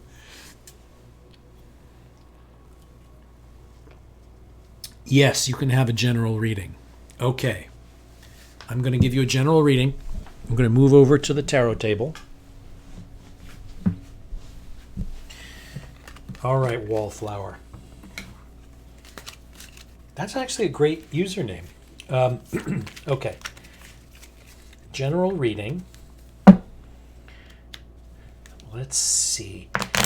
So on your end, Wallflower, you think about it. Keep your mind focused on sort of the upcoming few days. General reading, like for the next week.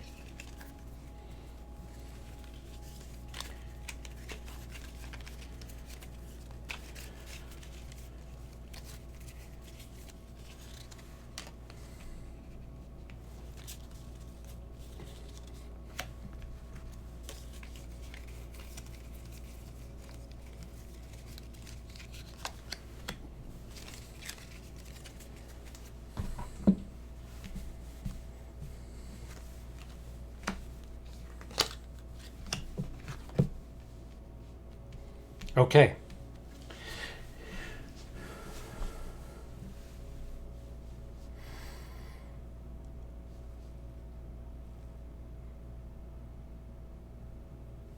All right. The ideas here are actually quite simple.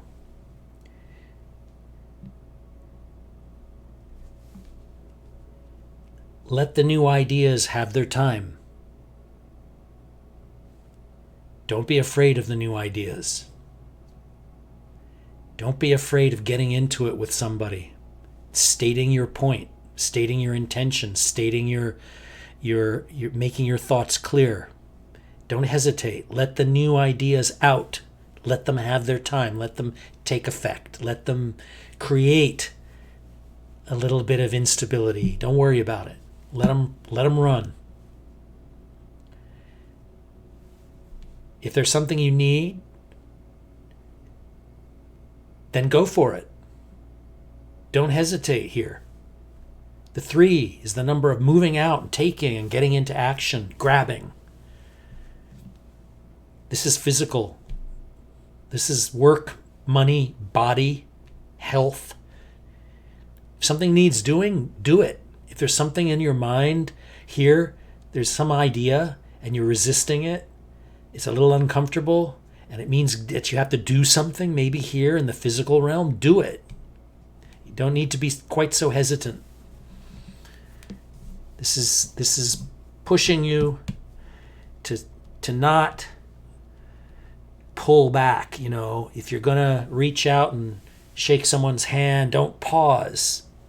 Do it. Make the connection. And here, don't be afraid of the sacrifice. Don't be afraid of saying, hey, you know what? I'm going to take my time and let things develop. And I'm not going to, drop your ego. This is showing a little bit of hesitation, to a little defensive quality here. So let the new ideas in. Let them move you. Take the next step.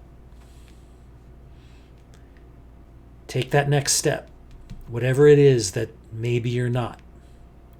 And it may require not trying to protect your ego, the way you feel about yourself. You may have to say, okay, you know what? I'm not going to worry if this makes me look a little silly or I feel uncomfortable and I'm in an awkward position and this new viewpoint is really uncomfortable for me. It's okay. I'm gonna give it its time. This card's supposed to be like this. In other words, just let the new perspective, let it happen. Let yourself adapt. Be comfortable with it. Don't resist. This is resisting.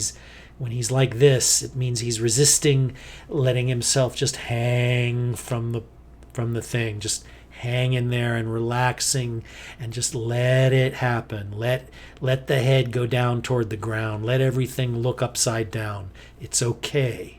Something new is trying to develop. Something new is trying to happen that's uncomfortable. And you're holding up. You're not banging on the door because you don't want to sacrifice anything, but you may have to. It may take a little time.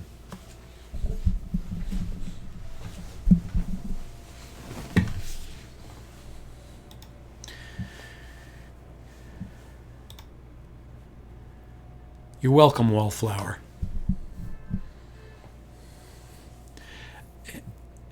No 11A. I see you. I think you're. Oh, you don't have to earn a reading. All you have to do is type an exclamation mark and the word join. And you get into the queue. But that's okay. You don't even have to join the queue. You can just ask a question. There's nobody else in the queue anyway.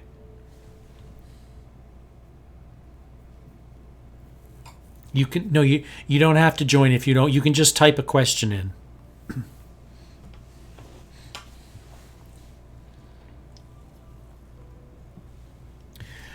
Oh, wait, I see there's another question up here. Pimmy91, I think you had a question, but you weren't in the queue. Do you want to ask your question now?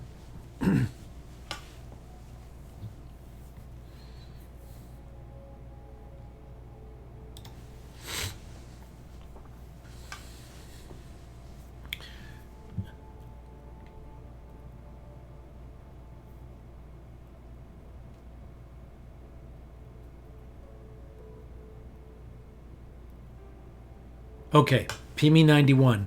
A general reading. Okay, I got it. Let me switch over. Okay.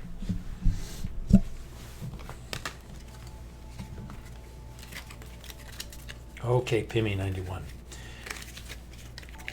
General reading pretty much works the same way when I do them.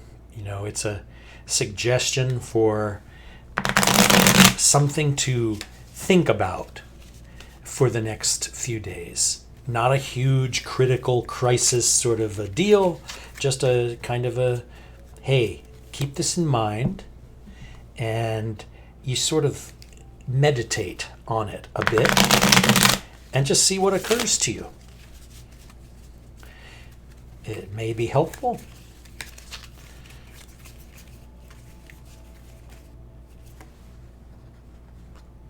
Keep your mind focused on the next few days.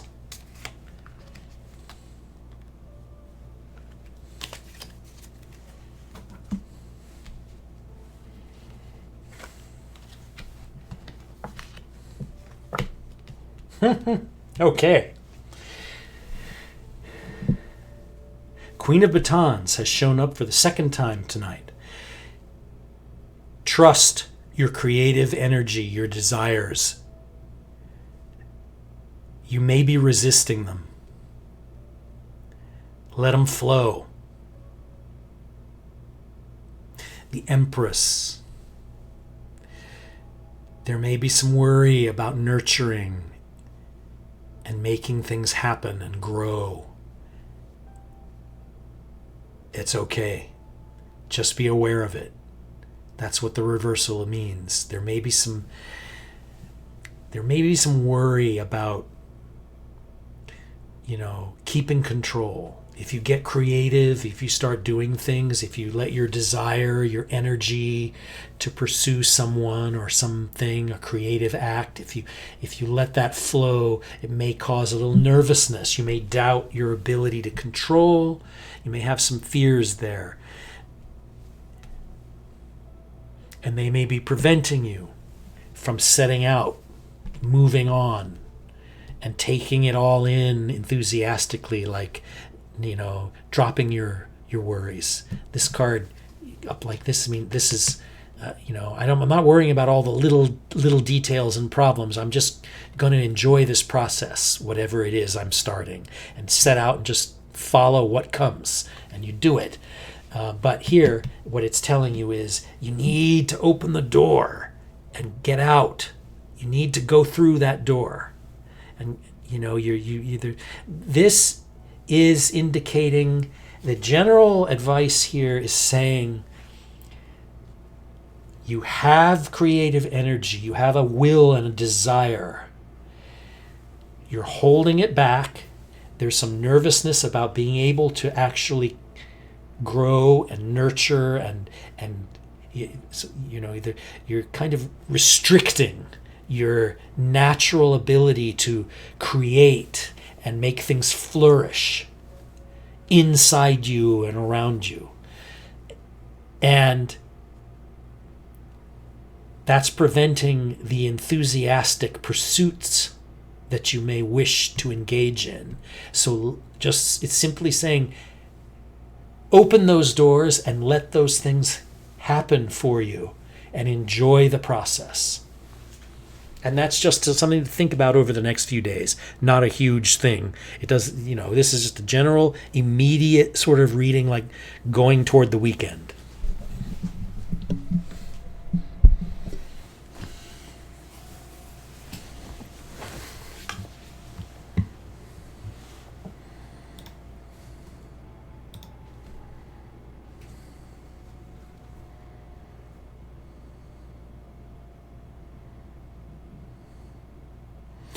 Chrissy the Empath. You're welcome, Pimmy91. These are things that we all, whenever I do a reading for someone, I actually try to sort of take the same advice. You know, don't hesitate. These things that I want to do or accomplish, or, you know, don't be, you know, take those steps and don't worry. Just look at them lightheartedly and enjoy. Okay, Chrissy the Empath. I'm good. How are you? You can ask a question if you like.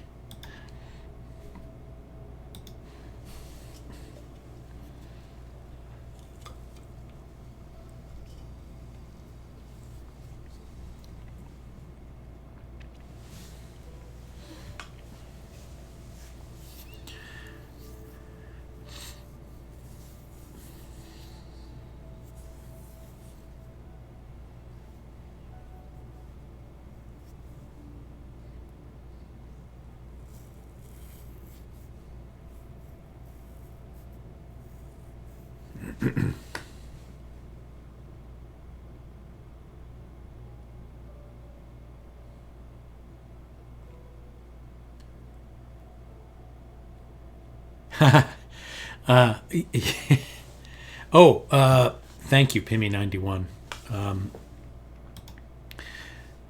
No 11R.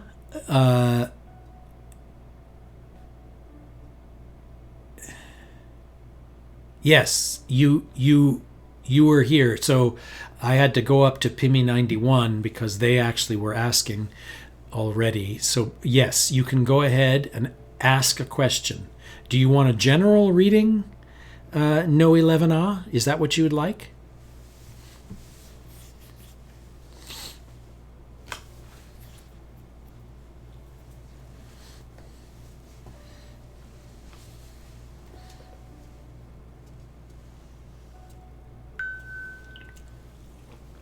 Oh, the other option is simply if you have your own question, you know, a slightly more specific, focused idea, just let me know.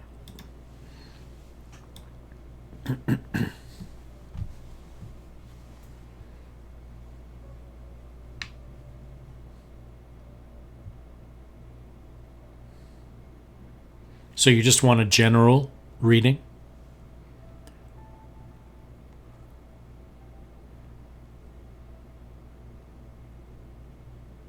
Yes, Chrissy the Empath, you'll be next right after No 11R. I'm going to do a general reading for No 11R. And it's, as always, just a general reading, short term. It just means for the next few days, just something to ponder.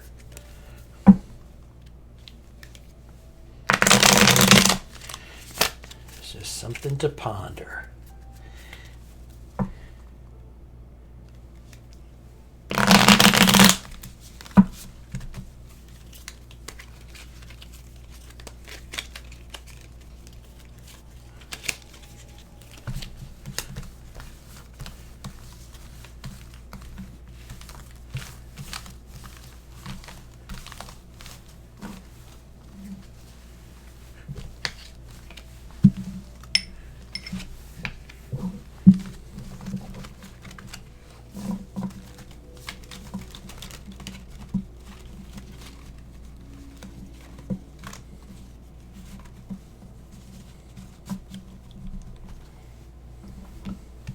All right, No 11R.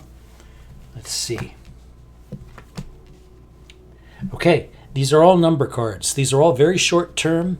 They don't have a lot of lasting effect. So it just means think about this very short term, next day. Okay, the 9 of Swords. This 9 is basically the number of I'm almost there. I've almost figured something out and got it working.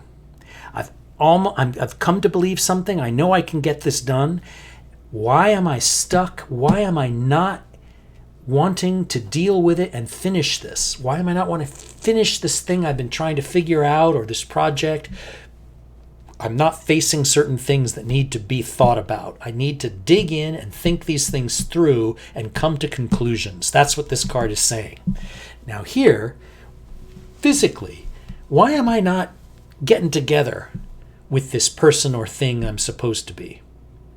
What's holding me back? Why aren't I calling them? Why aren't I texting them? Why aren't I shaking their hand? Why aren't I giving them a kiss on the cheek? Why am I not saying, hey, can I make you a cup of coffee? What's the holdup here? Why am I not making this agreement, this mutual share, this coupling essentially? I'm holding back the same way I'm not thinking things through over here.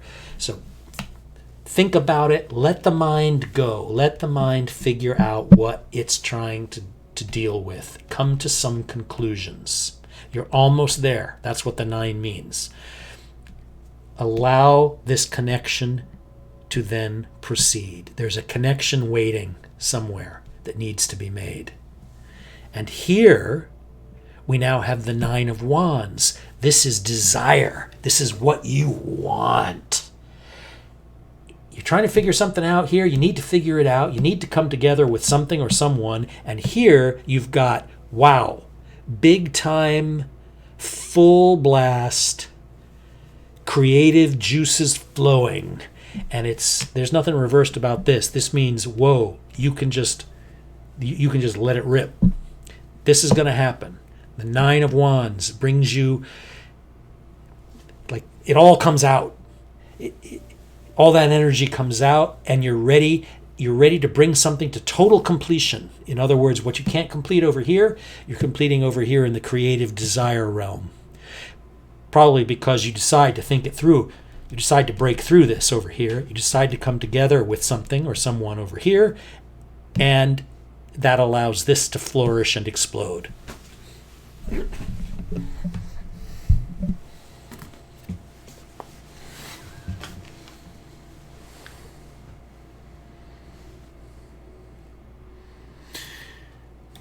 All right, Chrissy the empath, go ahead.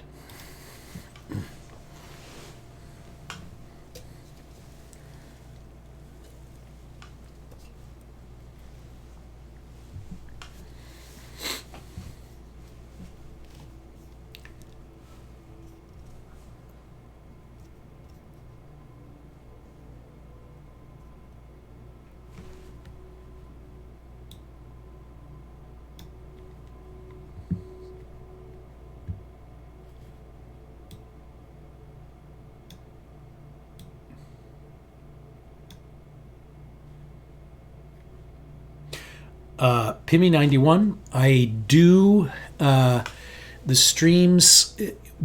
Basically, I do a minimum of 1 per week, but I often do more. I just like to always at least do 1 a week. Okay, Chrissy the empath, you say that your question is you are in the process of trying to change into a different department at work, and you'd like to know if you are going to get the role. Okay. Yes, there's a cue. You Rising Phoenix 07, you type an exclamation point and then the word join with no spaces. Here are the instructions. Okay. I can't predict for you whether or not you will get a role. That would be unfair for me to try to do, because I could tell you something that didn't in fact happen. But what I can tell you with tarot is what is important, what kind of helps get you through, get you moving in that direction, kind of what to think about as you're in the process of changing into a different department. Okay?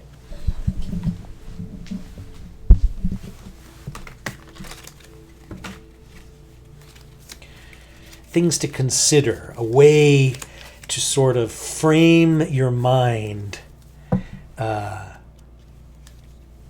to meditate on, to sort of help with the process. That's what tarot is really best at doing. Opening up those inner sort of paths, those processes we have to deal with things and to give ourselves better opportunities. So it's a tool, and you use it to ponder and to develop rather than to make an absolute prediction of anything.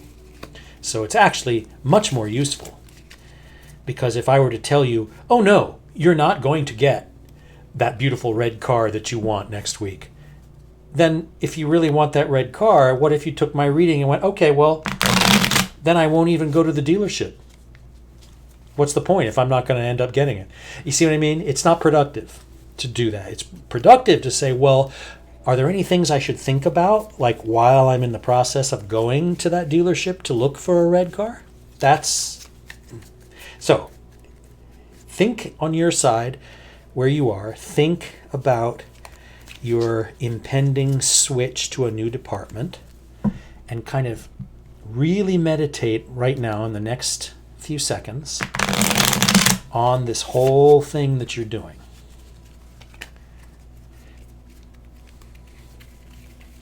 And then we will find some cards that make themselves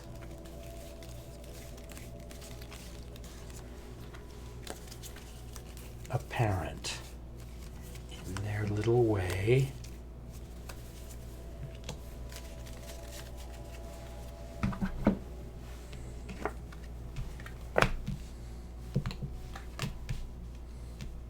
Okay.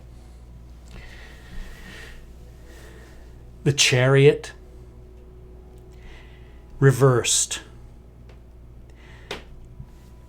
What it's saying reversed is, if there's a tendency to worry about forward movement or any movement at all, if there's a worry about one's own authority and competence, skill, ability to deal with all of the big things that come, think about those. Think about those worries. Doesn't mean obsess on them. It means think about why they're there. Why is the chariot perhaps not in motion? Why is the king, the authority, the confident figure of control and power, not getting in and riding out? Is there hesitation? Hesitation is a huge thing in tarot. We're always trying to get past human hesitation. Hesitation is built on fear, worry, doubt, self-doubt. This reversal means self-doubt. It's not a deal breaker. It's just something to think about. If it's there, if there's a worry about a change, about new responsibilities, remember that you are that guy. Doesn't matter if you're a man or a woman. It's that sense of power. Don't let the self-doubt keep you from getting up there and telling those horses to move and go for it. Judgment. What's your calling, man? What do you really want to be doing? You paying attention to that? Are you really thinking about what that is? Are you following that call? If you're making a change, is it the change toward what you feel is really for you? Are you listening? This reversal means you might not be paying attention to something. A voice, little voice. Or if you are, and if that's the entire reason you're making a change, then these cards are working together saying, be secure in that. Be solid knowing that you've made the choice. You've listened to your inner voice. You know what you're doing. That means you can move forward. You can drop your fears and let things move. Have confidence because you are listening to this voice, this calling. You're using your best judgment. Your best judgment must include some awareness of who you actually are, what you really want, not what anyone else wants. This voice up here calling, this is the self. This is your inner voice. This is not an external person. This is not a boss. This is not a parent. This is you. Now here, 6 of Wands. This is really enjoying the creative process. Really enjoying going after what you want. All of these cards in their reverse position like this are saying, okay, let's take things a little easier, a little more lightheartedness here, because if we know we're following what we want, if we're following our heart, if we know this makes sense for us, we don't have any doubts, then why hesitate? And here means apply your great creative energy. Don't hold it back like see, these are both being, these are right one on top of the other. Holding back, not going out and applying this energy and creative power. Listen to the voice and apply all of this energy and skill and knowledge and experience you have and rely on it, and so you don't have to worry. This may simply be saying, hey, you got this. Stop being so nervous. It's cool. Just go and do it. You'll show up. You'll go to the coffee machine. You'll be like, this is great coffee. I'm having a great time today.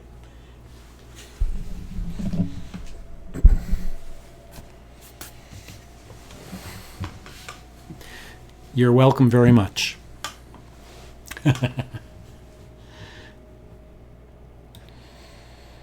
Okay, now we have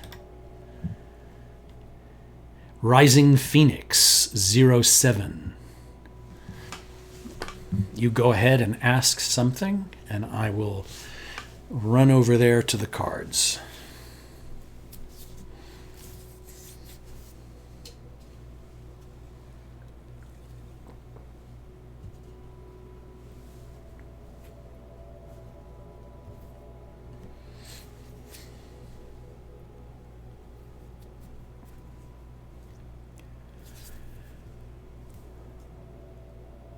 So you feel as though you have been neglecting your love life and want to know, how do I nurture it? Okay, that's good. Let's go see what could be involved in nurturing the love life. So keep your head on that problem right now. And we will see what develops.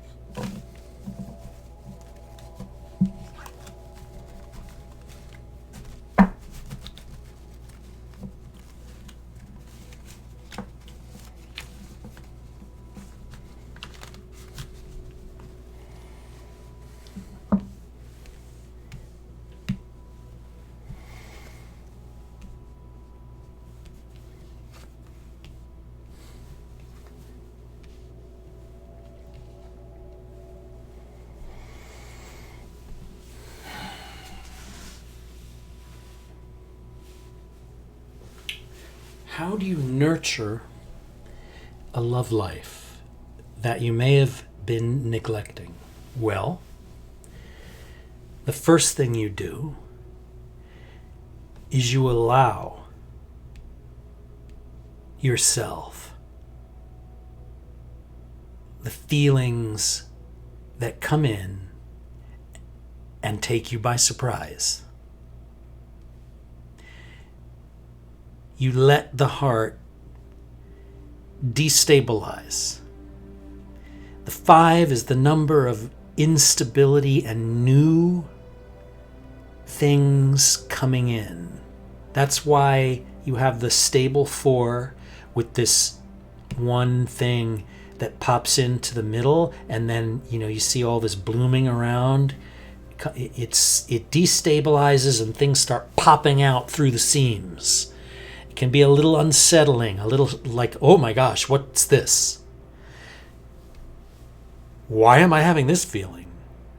So it's saying pay attention to pure feeling. Don't be embarrassed about it. Think about feeling, emotion, love, the heart. Think about it, ponder it, dig in. Don't be all rational. Just go, hey man, those 5 cups, just put your head on those 5 cups. That ability to let feelings sort of take you over for a while. Doesn't have to be a big deal for a long, you just let it happen in the next few days. That's why it's a number card. Now this more important card, major arcana, big card. This is deeper. This is the Hermit. This is going in to yourself and being with yourself and being really comfortable, just sort of being alone with yourself and your own feelings and thoughts, and kind of getting to know that person. This is the closest card in the Arcana to a direct representation of deep meditation. So that means take the time, enjoy the heart, think about the feelings you have. If you feel like you've neglected a love life, ponder that feeling. Start letting the heart sort of become softer and more malleable. And you do that by doing that deeply meditative sort of being with yourself, feeling, there are people who meditate and they do body scans, like they lie on the mat and they think about their feet and then their knees and then their hips and then their stomach and their neck and the top of their head, and they get deeply in touch with that. That's one way. There's you can meditate and do deep breathing, or you can think about a bunch of grapes, whatever. But the idea is to let extraneous external things and distracting thoughts kind of fall away until you're sort of left with a kind of a comfort in being just there in the moment. So in your scenario with the love life, it's saying it wants you to be comfortable with yourself here. Get to know yourself better and better. Don't worry about love life being, who do I need to go find? It's saying the first step is comfort and knowledge of yourself and really your moment-to-moment feelings. And then here you have the 3 of Wands, the desire. This is the suit of desire. It's reversed. So what it's saying is there's been some hesitation. There's hesitation to move into, to take action on your desire. And what that means, reversed, is that this could represent the hesitation or the neglect, as you put it, the neglect that you feel maybe has happened for your love life. Well, that's why this is reversed. So the advice here is This is a barrier. This neglect of desire is a barrier that is probably, to some degree, alleviated by a focus, a concentration, and a very comfortable, relaxing awareness of your own emotional state, what your heart feels like moment to moment. You tend to do that like the hermit does, very silently, quietly. And that lantern is the lantern of self-knowledge. And this can take a little time, but this is a tendency, I think, that you may have. That's why it's a major card. So rely on this innate ability you have to sit with yourself and to meditate. If you don't know that you have that, then maybe you do.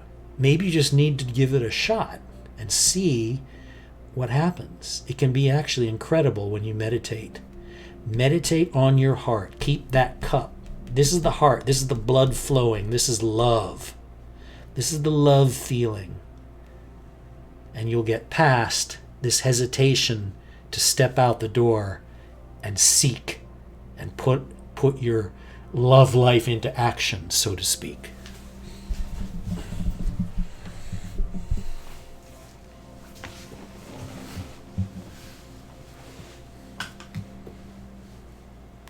Yes, getting in tune with loving emotions. Let those loving emotions play. In other words, if you sit there and think about them and only them, not the electricity bill, yes, the heart chakra makes a lot of sense. That's exactly what it's saying in general. It doesn't matter how you do it, but yes, any way that you do it, that you get at that heart feeling, what's going on internally, and you just sit with that very, very comfortably. Let that, get used to that feeling. And then just that getting in touch, I think, that meditating on the issue, on the feeling itself that's going on in you. That feeling to not neglect your love life. What is that actual feeling? Let it grow and grow. And these things then will just take care of themselves. That's what these cards are saying. Luskunt. Luskunt, you can ask a question. How are you? And you can type your question, and then I'll go over to the cards.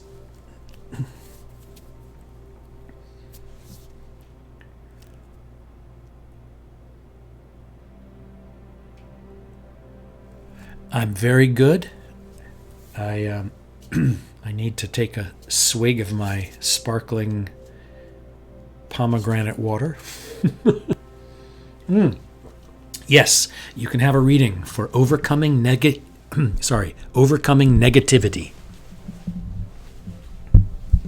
Okay.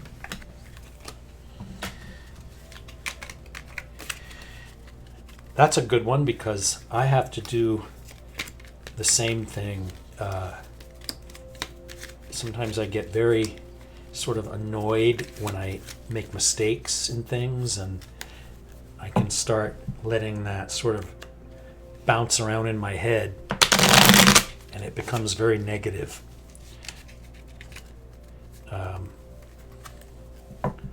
Overcoming negativity. Okay, keep your mind focused on that idea of moving past negativity. Kind of meditate on that right now as I speak.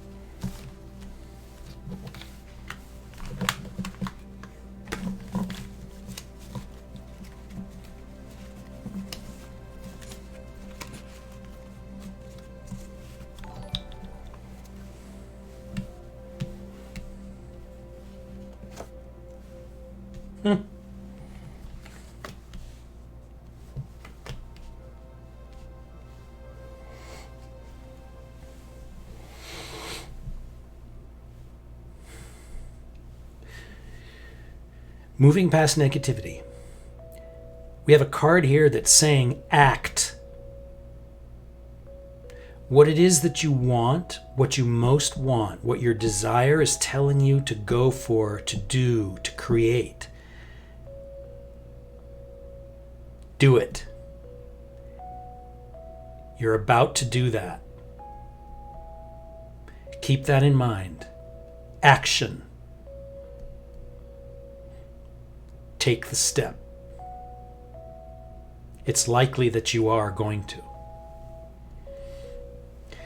Again, reinforced here by the Knight, who's a character of action. And this is the Pentacles. Both these are Pentacles. These are the physical. This is the body, the wherewithal, the earthly things, the home.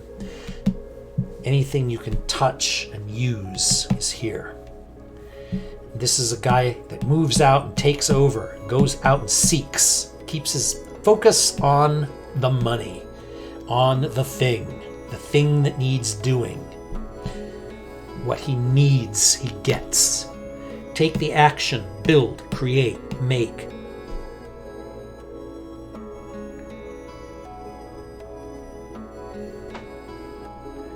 Seek. Get what you need. Take it. Don't hold back. This is an active, energetic fellow here. Now, the Queen comes in. This is the restricted, more controlled, methodical, careful, experienced, but she's very nurturing. The queens always have a nurturing sort of aspect to them. Caretaking.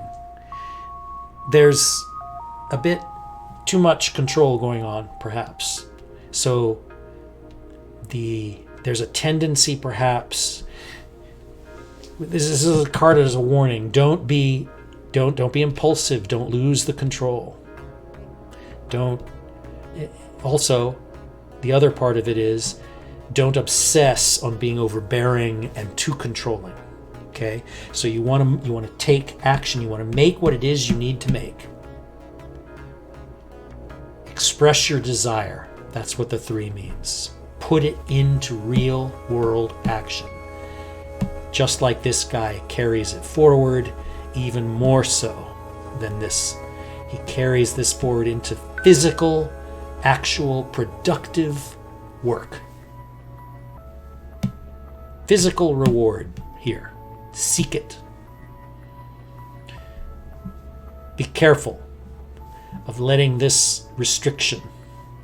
You want this Queen upright. In other words, as you take action to go and get something, you also have this sort of confidence in your ability to maintain control of things, to keep them, to use them in a healthy way,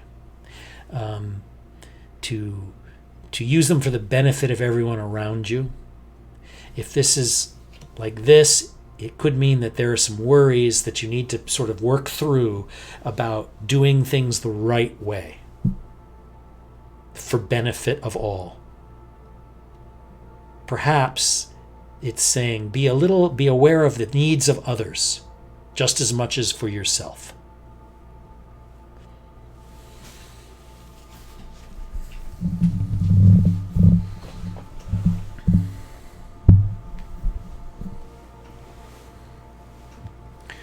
So for overcoming negativity, the taking of actions is actually, those 3 cards are saying to take action, to take creative action, to act on your desires, and to take worldly action with actual things, but to not forget that you exercise some mastery and control. You use wisdom. The wisdom that you've developed. Remember that. Don't lose sight of it just because you're taking actions. You don't want to take actions and be too crazy about them.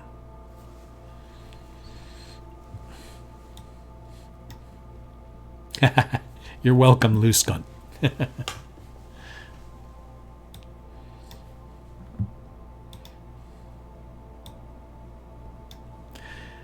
Okay, I think I'm going to wrap it up for this evening's stream. It's been great. Covered a lot of topics tonight. Very interesting. Sort of different questions that have come. So, yeah, it's been great talking to everyone. And come back. Let's see, tomorrow is Friday. I may actually be able to do a stream tomorrow. So I will try to do that. You have a good night, Lou. At any rate, I will certainly try to do one in the next couple of days. Thank you, Pimmy91. I'll see you next time. Everyone have a great night and enjoy the cards.